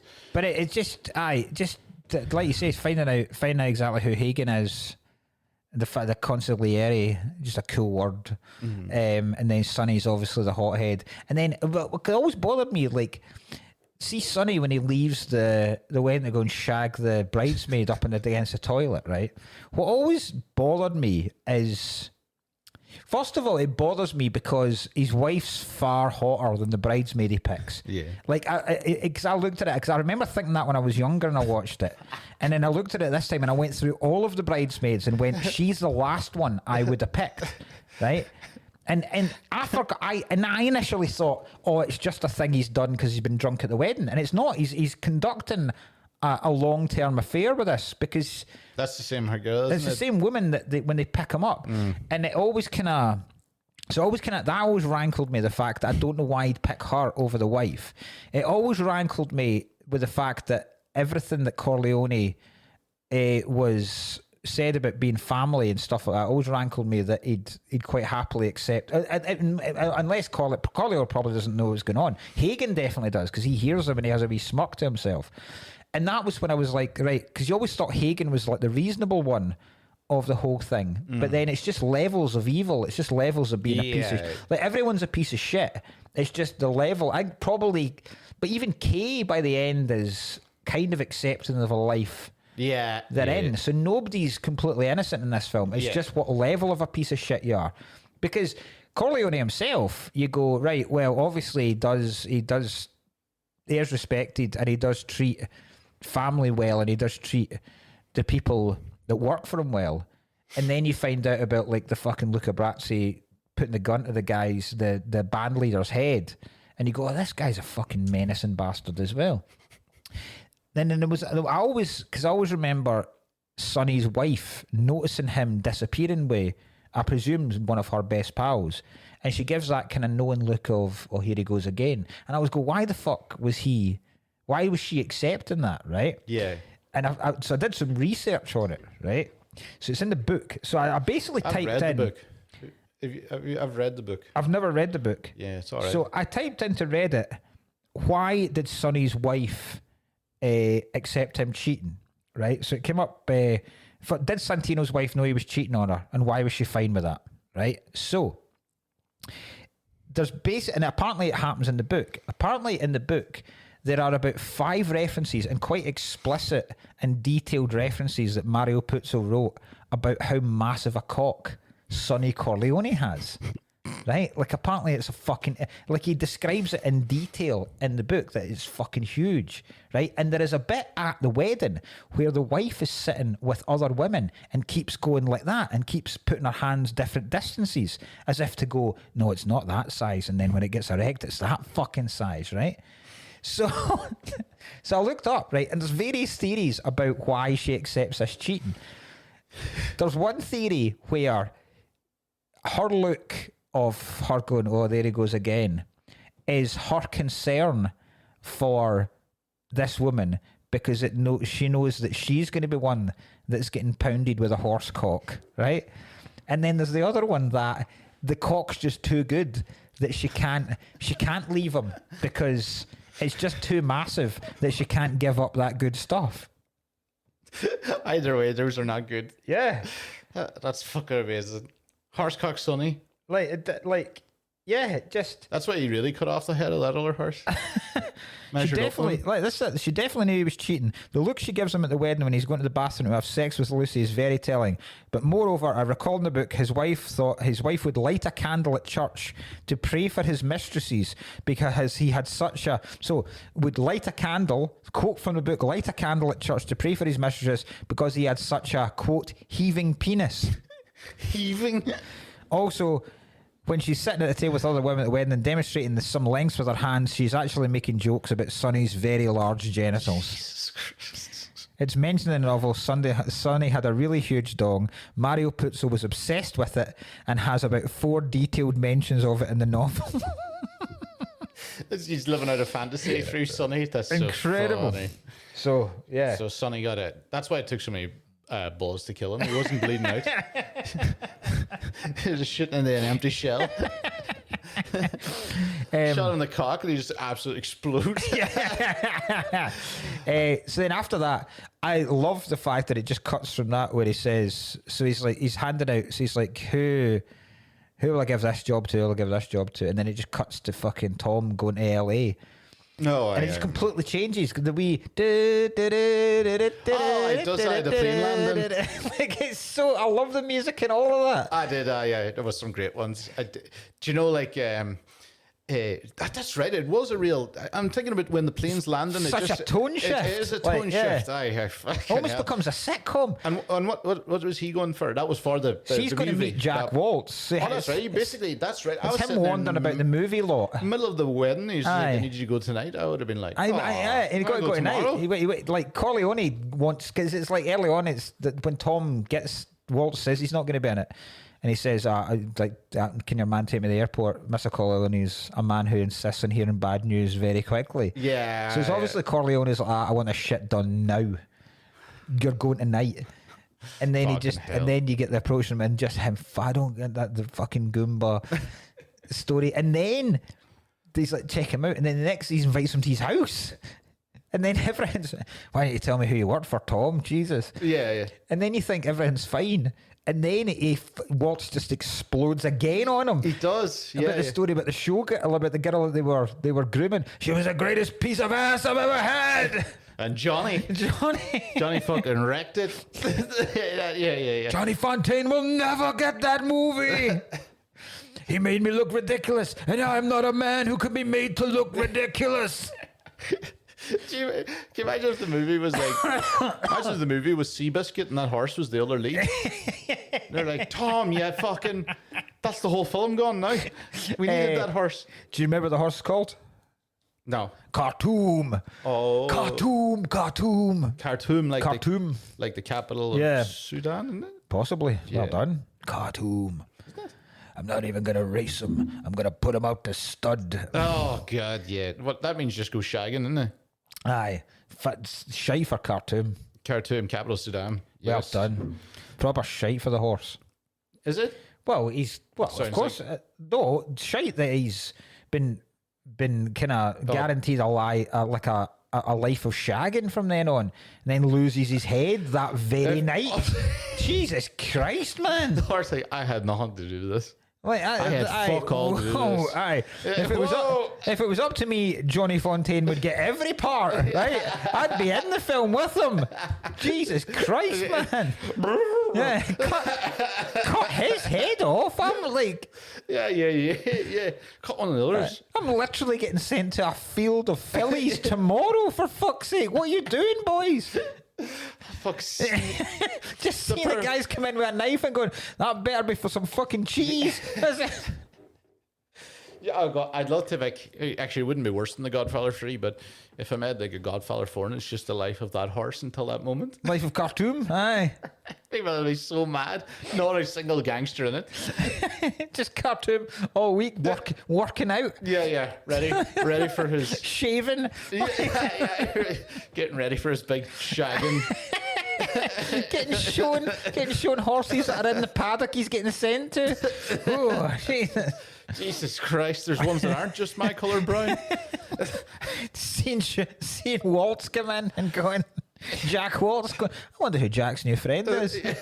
Yeah, we still cool for that that old stud thing, Jack. Yeah. Oh, he's telling that guy about it. Fucking yes, it's on. What? Who are these? Who are these fellas? Who are these Goombas? Some Goombas are in the studio today. That's Christ. great. That's so funny. That sets up how that Corleone is a man that will just fucking ruin your life if he doesn't get exactly what he wants. Very good though. But then again, that's how quickly you're talking about pacing, because that's like two of the biggest scenes already done, and then straight into the Salazzo stuff. Straight in. Yeah. Not even a beat. Just like, right, there's this fucking guy Salazzo, this Turkish guy. He's selling heroin. He's got he owns a farm where they grow the poppies. He's got distribution in South America. He wants to Sunday coming up and all. Yeah. He wants to get us in on it. And then the meeting with Salazzo. And then just all hell breaks loose. I totally forgot how quickly all hell just fucking breaks loose. Yeah, it is quite. That is what one of the main things I had to say to this. I was like, I remember this being slow paced, and I just didn't find it that slow paced at all. I think, before obviously Brando gets shot and all that, right? There was like before Vito gets shot, I do realize I started noticing it in this film, and then it just got progressively worse. Most of them, and I had this in the old Letterboxd review. Most of the film is like guys with barely any hair fixing their hair at all times. So it's loads of bald guys like this that have like comb overs and all, and most of the film, anytime they're panning past, they're like right, they're doing this here the whole time, and I'm just like howling because it's like three hairs. It's never like Sunny. No, or people with loads of hair. It's like guys that have barely any hair. Yeah. Brando's got some interesting hairdo choices at points. He does. Really interesting hairdos. Yeah. I thought Brando was pretty stupid.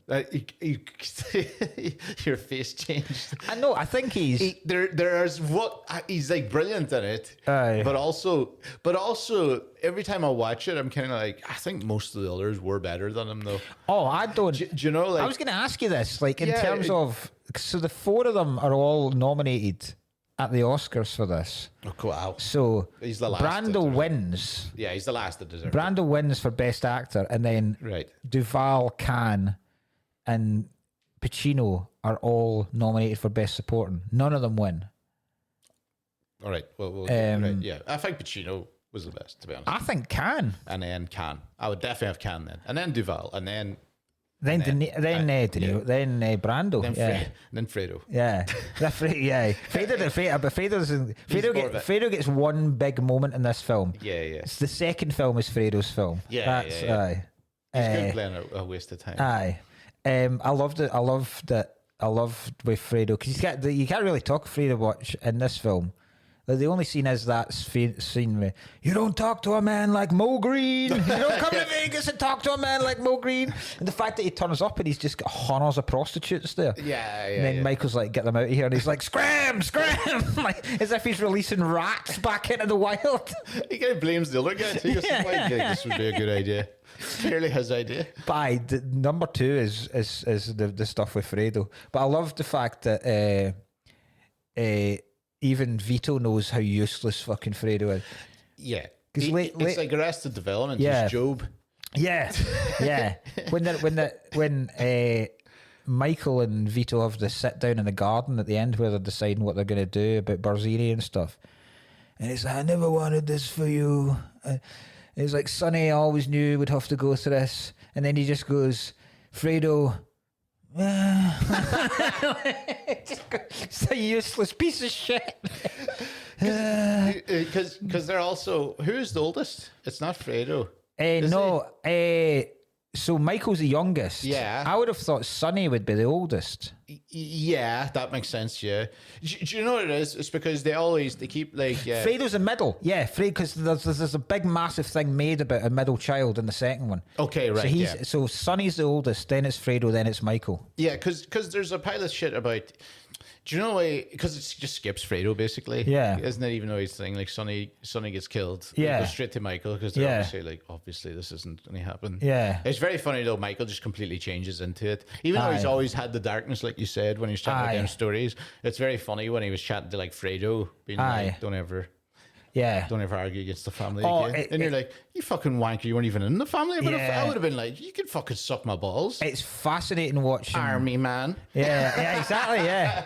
Yeah. Why the fuck... Also, it's always bothered me. Is it like a... Is it a necessary requirement if you've been in the military and decorated to a certain point, you have to wear your military uniform to something like a wedding? Oh, fuck. Are you talking to... Like, remembering Sunday a few years ago when I got into a massive scrap in Weatherspoons in Edinburgh with a pile of fucking old cunts that were wearing their uniforms. So don't even fucking talk to me about cunts that feel like they have to wear their uniforms out. Because I know... They wore to a Weatherspoons, Mark. I know. At 1 o'clock. Because I know a guy who was decorated in the military, and he's worn his... They're not called whites, they're blues, whatever they're fucking called. They're browns. Yeah. They've worn their uniform too. And it does look... I think it looks cool if you've got to a certain rank, because what he's got is cool and he's got medals over it.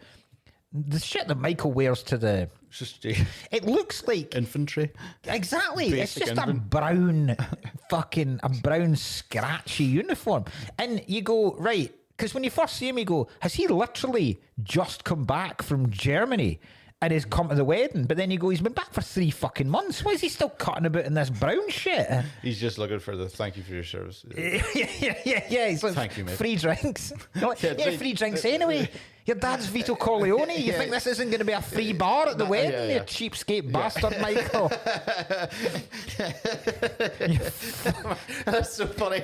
If this is all based on Michael being such a fucking cheapskate. Deep-pocketed Dago, greaseball, goomba, wop, bastard. Fucking, he's like, I'm wearing the fucking chat to his wife. What's the wife's name again? Kay. He's like, listen, Kay, I'm going to have to wear the uniform. He's like, well, what about us matching things? You got that lovely suit? He goes, I'm not buying for a single fucking daiquiri in there.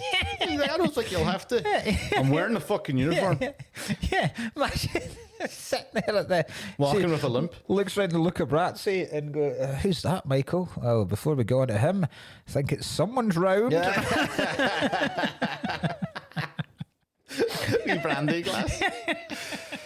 Here's an important question before we get back into the serious stuff, right? And I fought this numerous times during the film. Do you reckon... and it's bad this came into my head twice watching this film.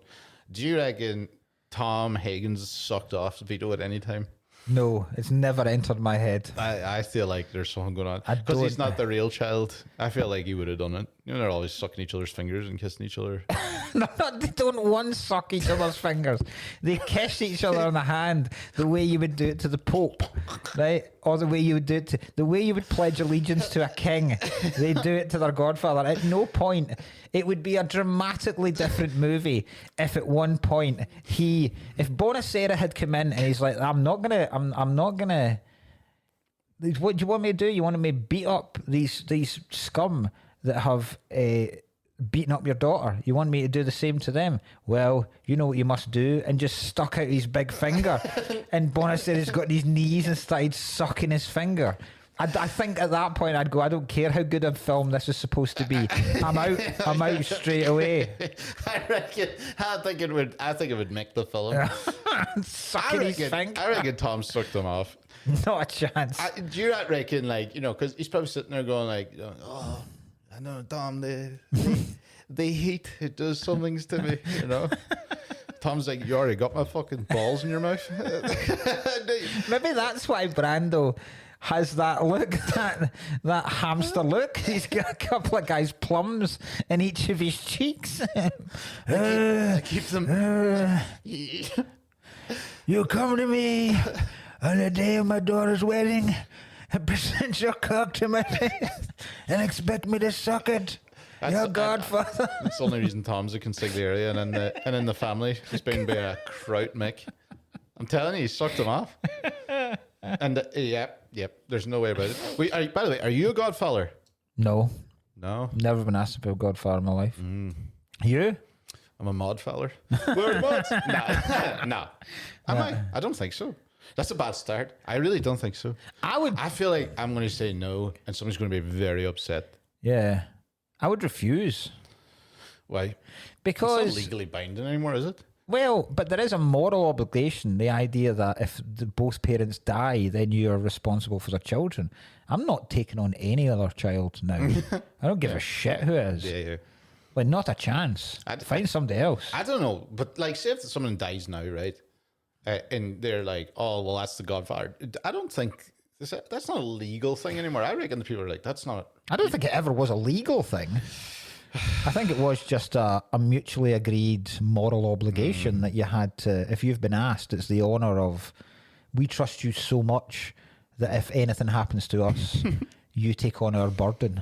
Okay. Right. Yeah. Okay. Or I don't think it's really necessarily delivered. I think it is. You take on our burden. I've heard you have to take on their debt as well. Imagine you got value to pay off.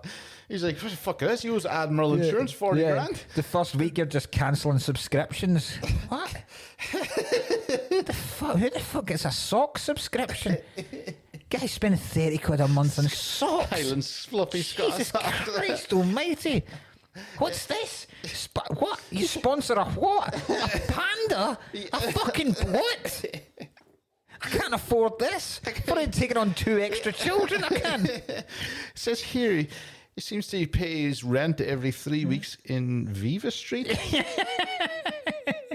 must own property. You need to decide what I'm spending. I'm either taking on your son or your daughter. I'm not taking on Ching Chua as well. 2025, and this comes paying a subscription to Babe Station. I didn't even know Babe Station was still a thing.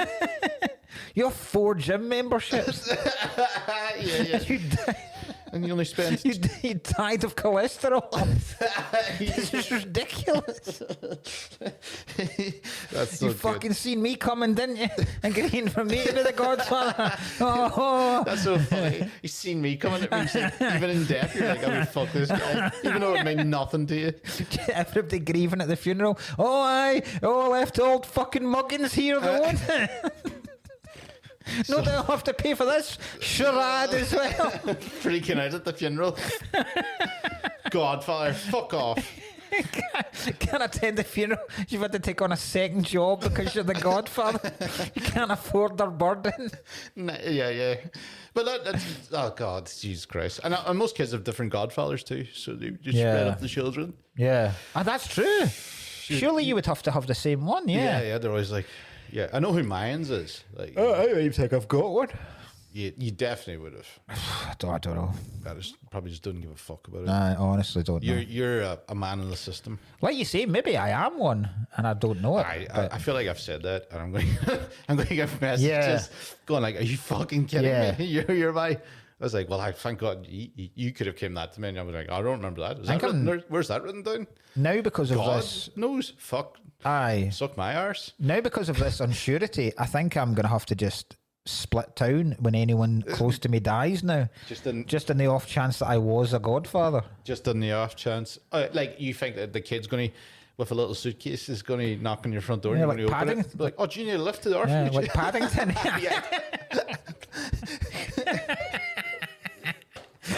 Giving him a lift. Oh, yeah, I'll bring you. And you come. And you bring you. I know I promised parents I'd take care of you. Yeah.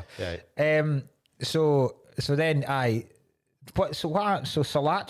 So Salazzo goes after Vito. Yeah. After this, I always felt sorry for Paulie. Mm-hmm. You know, the guy that just gets killed. Oh, just to and because he was sick, called in sick that day.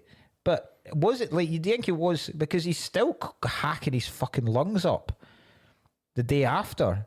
So you're going, he's putting on a good performance here. I always thought he was killed unfairly. Probably. Do you know what annoys me a little bit now, I must say? Gangsters really make a big fucking charade about their murders.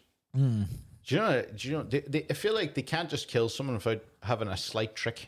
Yeah. Do you know? It has to be like, oh, you're actually safe. You're safe. No, you're not. Yeah. Everything has to be gotcha. You know, it's like the good you're fellas, right. like fucking in the thing, like it's like, fuck, you know, what do you call them? Pesci, blood. And I'm always like, why can't these people just shoot someone? It's always they are quite elaborate, aren't they? Let's tape the fucking thing behind a cistern. Yeah. And I'm just like, just walk in and shoot them. They are. You're right, actually. Even with the wait till he goes and buy, wait till he's away from the car and buys fruit. Aye. Ride in, screech the tires. Both of you get out.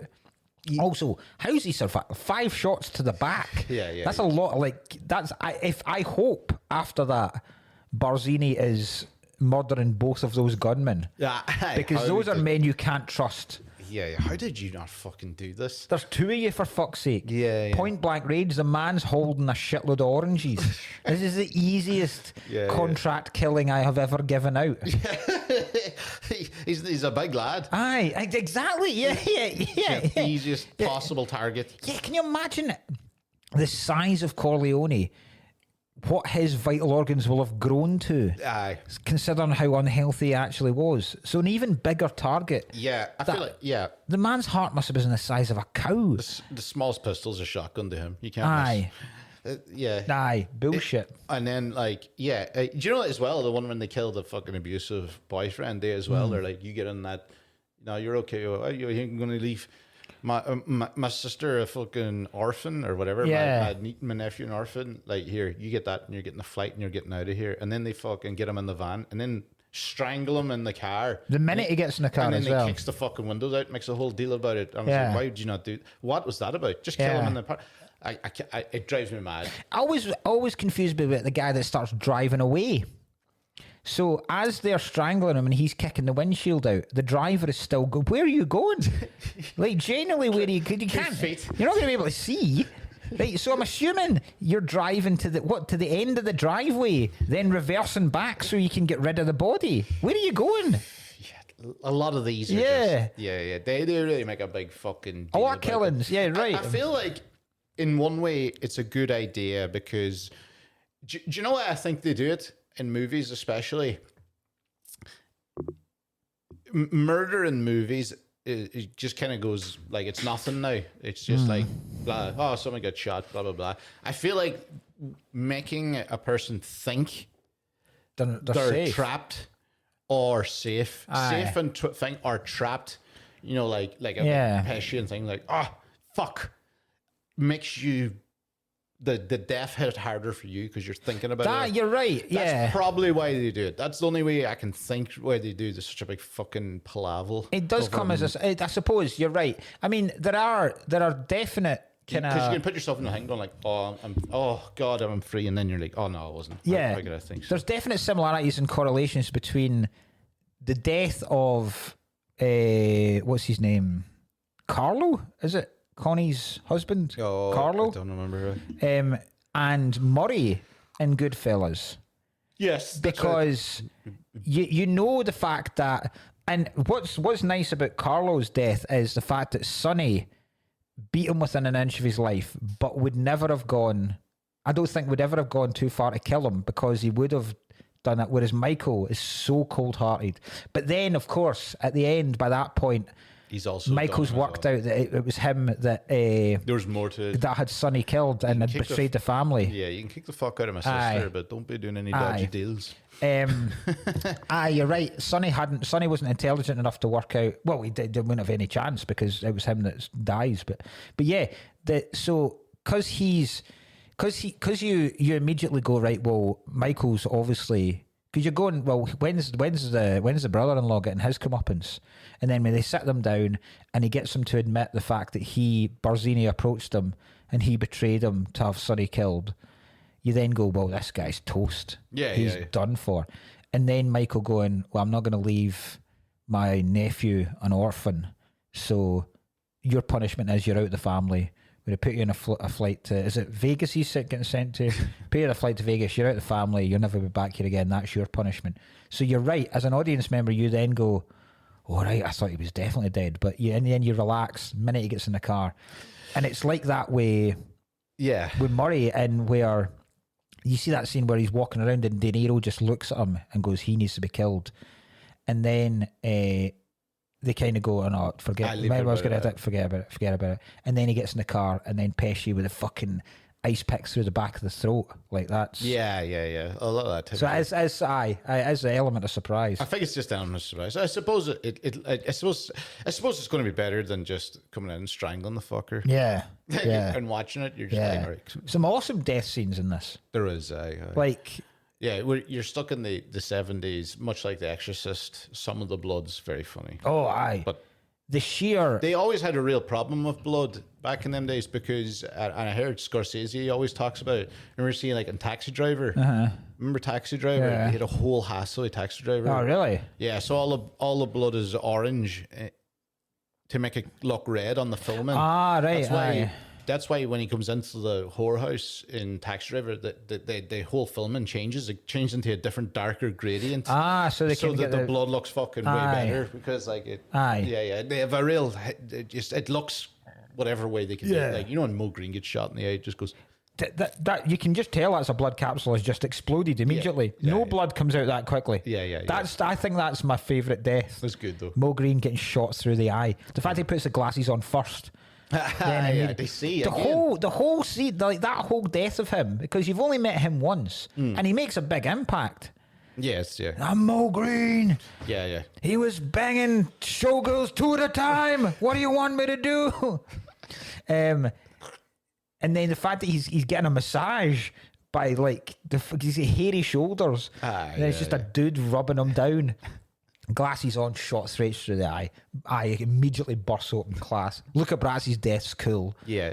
Just because of the bulging eyes and them getting throttled. Yeah. And I love the Salazzo, and I love McCluskey getting shot in the throat first, and the sheer look of confusion was like, it's a good death scene. Fuck it. Yeah. The death scenes are good. That's an excellent, proper, good diner and all that. Aye. And then good lying there dead. Aye, Sonny's death's fucking Sonny's death is so funny. Just class. He did well to stand there after. Aye. Someone in them Corleone boys, they at least 8 bullets. That fucker was shot about 6 times before he got out of the car. Yeah. And then got shot about 6 more and still stood. Yeah. So he must have been about 25 shots, 30 shots. I love machine gun deaths where it's almost the sheer rapid fire that's keeping the body up. Like every shot is almost pushing them back up in the air. Yeah. It's like RoboCop. Yeah. When Murphy gets killed at the start, they just shoot him so many times that he can't actually fall down because the sheer force of bullets are keeping him stood up. It's class. And then the ultimate insult after they've put some like 120 bullets in him, and the guy still goes up and kicks him in the face. That proper silent. The guy's deader than anyone's ever been. Still kick him in the fucking face as well. You piece of shit. Pull out his cock. Oh no, that wouldn't be good for him. Massive cock. Exactly. You don't need extra Pull his work. arse. That's how they end up getting caught. 4 men try to pull his cock out of the... Yeah. The excellent death scenes. Yeah. My favorite, one of the best bits of it is, which is why you get that fucking, like they have that undying. Can't fucking speak today. They got that respect and everything for your godfather and doing anything for him. That guy that came to visit Vito in the hospital when there was an assassination attempt before Michael's back in the family. Really, Yeah. You remember he's like, just you stand out there and look hard with me. Yeah. And that guy's like, no, I'll do anything. Yeah. Like, there's hitmen coming. And Yeah, he's exactly. It's cool. I'm with you. He's like a fucking baker. Just or something. delivering. He was a baker. Yeah. He's like, oh, just He's delivering flowers and like, yeah. great when he's like shaking, Yeah. getting out the fag. Yeah. Yeah, me. that's class. I also like Belter. like the fact that McCluskey hits Pacino so hard he breaks his jaw. Like, yeah. Jesus Christ, man, how fucking decent a punch was that? Like, Yeah. absolutely brilliant. The shock in him is great. Shot him in the throat because Michael really. They go through the assassination like 3 times, right? And by the end of it, Michael's just like, yeah. Stop annoying me with it, and you're watching it annoyed, and he doesn't do half of it. It's a good thing because like he's like, just don't fuck about, 2 in the head. We actually fucks it with the throat. Yeah, shoot them straight away. Don't fuck around. He doesn't. Drop the gun immediately. Down, drop the gun down slowly, so they still think you have the gun. He drops it from here. He actually tosses it. He Like doesn't that. really listen as much as. As everyone says. Yeah, don't. It's Clemenza that's telling him, isn't it? He's like, don't fucking do this. He's like, don't look anyone straight in the eye, but don't look away either. Yeah, like, he basically does, and he gets to the stage like, yeah, everyone's running around. Sonny tries to run a frame. He goes, no, I've been fucking told. And then he basically half does it because what you're thinking is then it's trying to show you like killing someone's no fucking like this shit's going through your head. Like he was meant to just come out of that bathroom blasting. Yeah. He doesn't. He fucking sits down. He sits down. He does. It's great hearing the train rumbling. I also like the panic when he can't find the gun immediately. Like it takes him a while to actually get right up into the cistern where they've put it. Yeah. Really good. If it slips down some days, somebody's having a shite. Something. Gun hits the back of the thing, goes off, shoots the boy's cock. Somebody's in there taking a shite. Somebody's in there doing a line. One in there. We all need. Come on. 2 6. 2 6. The gun falls down. The hell's this? This is not my gun. I absolutely swear this is You've got to kill that guy as well. He's got massacring the whole restaurant. every fucking scene. But then after that I like Sicily. Sure. I could do without. I like the change in atmosphere. I like the change in like the way it looks. But I just like. Yeah, sure. It's also got a weird. Also, I did laugh so hard when his wife got blown up. Yeah. That funny. Yeah. I'm sorry, that's just funny. Yeah. Because he sees a little fucking dude that could have did it going. I do like that. That's very similar to when Sonny gets killed. Yeah. The moment of realization when someone that's there is acting out. It's when the toll booth inspector just suddenly crouches down and closes the door, and that's when Sonny goes, "Oh fuck!" This isn't what. Yeah. In fairness, you just didn't need him there at all. No. You could have just pulled up to an empty toll booth. Maybe fuck. Right, I'll tell you because I have some like a lot and crack. I'll try and get through as quickly as possible. Right. But because we're almost like we're getting towards the end of the film, and the trivia bits kind of relate to stuff we've talked about, right? Yeah. So, as everyone knows, I'm a huge fan of directors doing shit. Coppola would have improvisational rehearsal sessions that just consisted of all the main cast going out for dinner as their characters. Great. And it just built the idea of them being a family together. Excellent. Class. The studio wanted to set it in the 70s because it would save a lot of money. But then Coppola went, no, it has to be the 40s. And he went to the absolute details. Details to the point where if you look at any of the cars on it, they all have wooden bumpers. Because as part of the war drive in the 40s in America, all bumpers that were made of chrome were taken off the cars to go into making weapons, and they were all replaced with wooden bumpers. So most of the cars in it. So they would modify cars. Fucking that attention to detail is awesome. Lenny Montana, who played Luca Brasi, was so nervous about working with Brando that in their first take of that scene where he meets him and goes, "Thank you for me," and he's like that incredible line. He goes, "I hope their first child is a masculine child," right? And he fucks up his lines. He says the same line twice. That's the actual take, and he did that because he was so nervous. And Coppola was like, "Let's use that one," because it shows how nervous he is about meeting Corleone.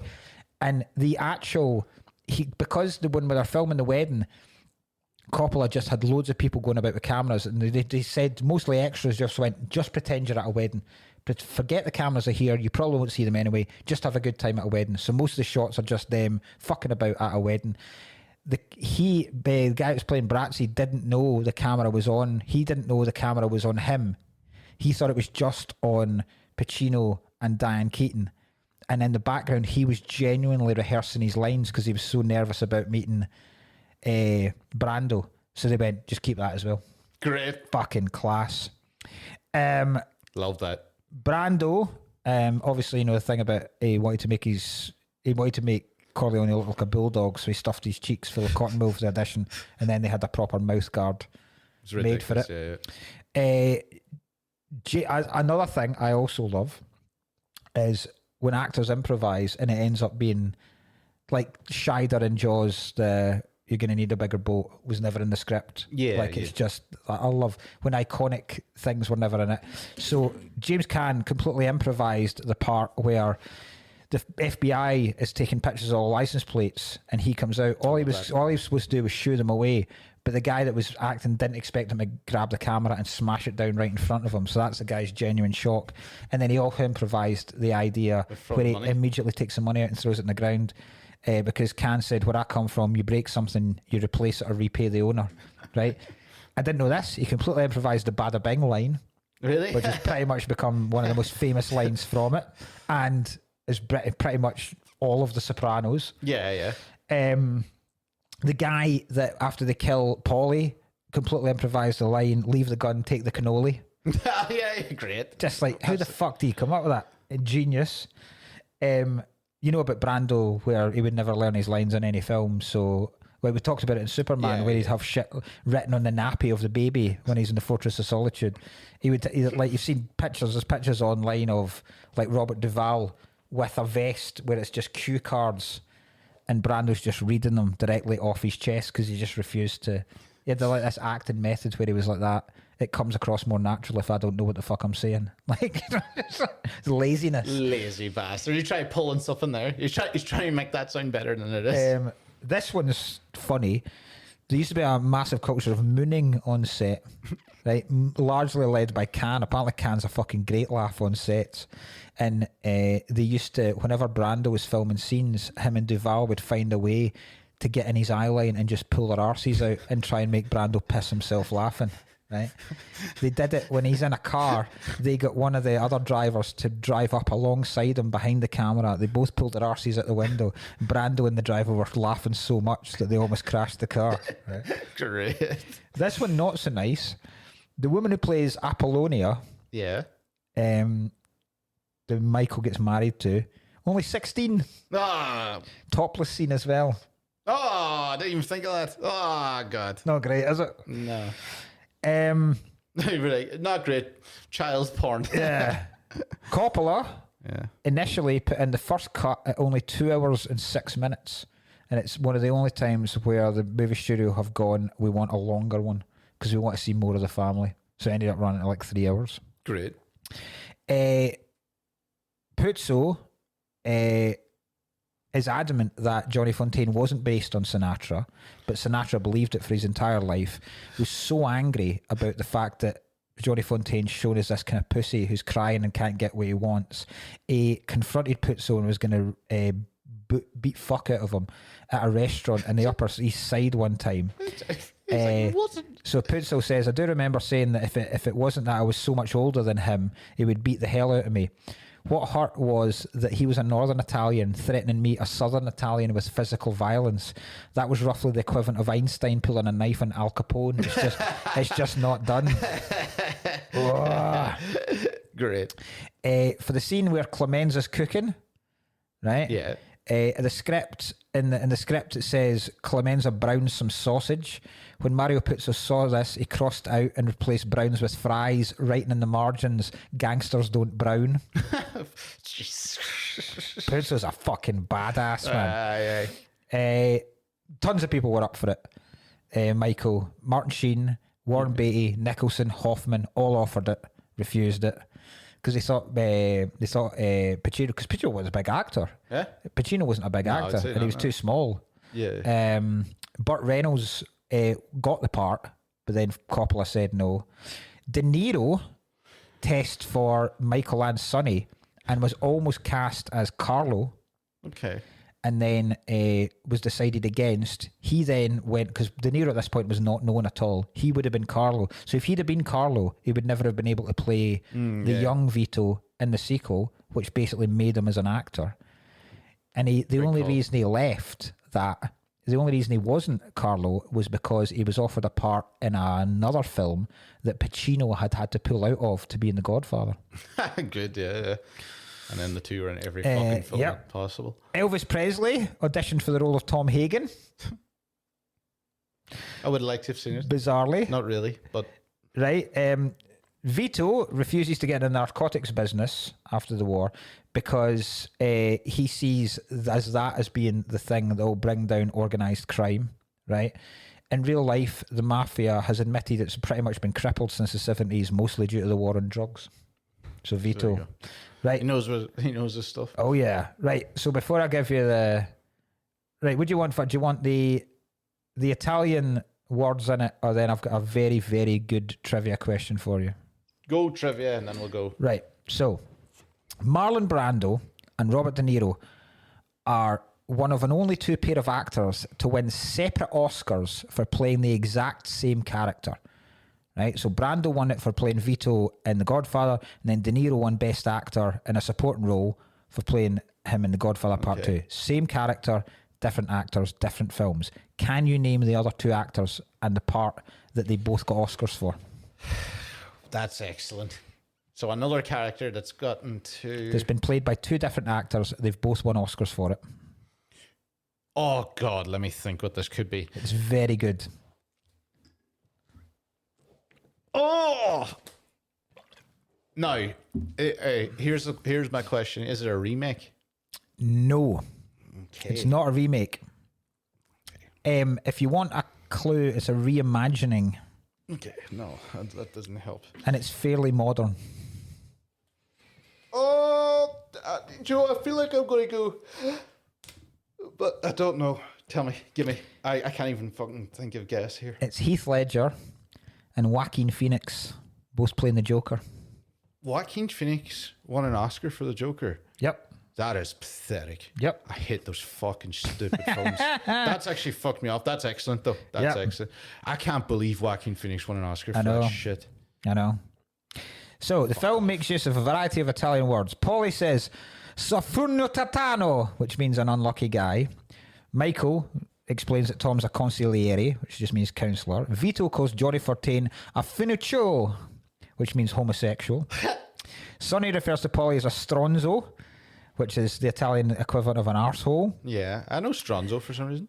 Carlo and Connie both say vaffanculo, which means fuck you in Italian. Infamia, which is just basically an infamy. And then pezzo 90, which is more accurately a big shot. Wow, that's nice. Some cool stuff there. Stronzo. So, Finocchio is the one you're meant to do a lot of this. Yeah. Finocchio. I'm going to start calling you that. Finocchio. Stronzo. You homosexual. Yeah. Yeah. Fucking belter, though. Oh. Belter film. So class. The whole end scene, the baptism, then all the people getting kissed. It's just fucking, it's just filmmaking at its absolute best. It is, yeah. But it's fucking class the whole way through. And then Michael lying right to Kay's face. Like, I'll allow you one time to ask about my affairs. Is it true? No. and then them just closing the door and her going, "Oh shit!" And then all kissing his. He's fucking, now a fucking monster. and them all kissing his hand. yeah. And the guy's like, "I'm gonna close the door here." Ah, on his way. so good, Good film. so fucking good, man. Then, so I'm looking forward to the second one now. To if I hold up my second one's better. Yeah, but I don't know. After that, it's gonna be fucking tough. Yeah. Some fucking hell. And then, and then Andy Garcia. Oh, Christ. We'll get that someday. Right, next week. Is it my turn? This is my turn because it was because of Diane Keaton. Diane Keaton dying. Okay, I didn't know that. I actually thought that you were just doing this as a because we had to do a Diane Keaton film, and we weren't gonna do Annie Hall because it's boring as shit. I'll pick the first film. It's just right out there off the top of the slots. Right. Okay. Actually, you know what? I know which films are actually at the top. So just go and pick it. I'll do the plug-in of the so thank you for listening to this episode. A bit of an extended episode, but we thought The Godfather deserves that. Keep coming to the Patreon and stuff. We're going to do Patreon episodes, and we've got loads of stuff coming up. Keep telling folk about it. Keep sharing clips and stuff online.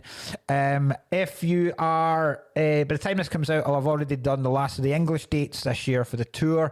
But if you are in Cork, Belfast, or Dublin, I will be there at the end of the month. I am going to give you the exact dates. On the 28th of November, the Friday the 28th, I'm going to be at Lavery's in Belfast. Then on the 29th, I'm going to be at Coughlin's in Cork, and then on the 30th I'm going to be at Whelan's in Dublin for the tour show, and that will be the last 3 tour dates of this year until it starts again in February. So come along to that. I don't know where the fuck I am. I'm in, by the time this is out for you guys, I may as well just give the dates rather than doing the whole, like, if I'm in Glasgow Glee this weekend, 7th and 8th, the week after, I'm doing a Blackfriars gig on a Wednesday, the 12th, and then I'm doing the Laughter Lounge in Dublin that weekend. And after that, no, I'll get to it after that. What weekend are you in Laughter Lounge? 14th and 15th. 14th and 15th. And I'm there the 27th, 28th, 29th. Well. Guess who's there on the 20? No, I'm not. I'm in Cork on the 29th. I'm in Dublin the 30th. The 30th, oh God, I'm back. Do you know that? God, that's a shame because like Sloss is doing Vicar Street that weekend. Oh, is he? We'd all be in for a fucking prick. Piece of shit. Yeah, so go see that as well. Yeah. Actually, don't. Yeah, I don't. I purposefully don't see that. Don't see that by fucking. They know they have enough. They're all yeah, right. They're all yeah, right. yeah. Right. So next movie is, and I can't remember who gave me this. I'm pretty sure it might have been Anne-Marie, but we are going for a Jake Gyllenhaal. It's been a while. Is it? I can't. What have we done in Gyllenhaal so far? Think of. We haven't done Thing or Nightcrawler. Is this our first Gyllenhaal? Wait a wee sick. Could this be our first Gyllenhaal? I'm trying to think. Have we done Thing? We haven't done Prisoners. We haven't done any of the fighting ones he's in. We haven't done Southpaw. We haven't done. Not done the. Oh, we have Donnie Darko. Donnie Darko. Anyway, second one: Jamie Foxx and Jake Gyllenhaal.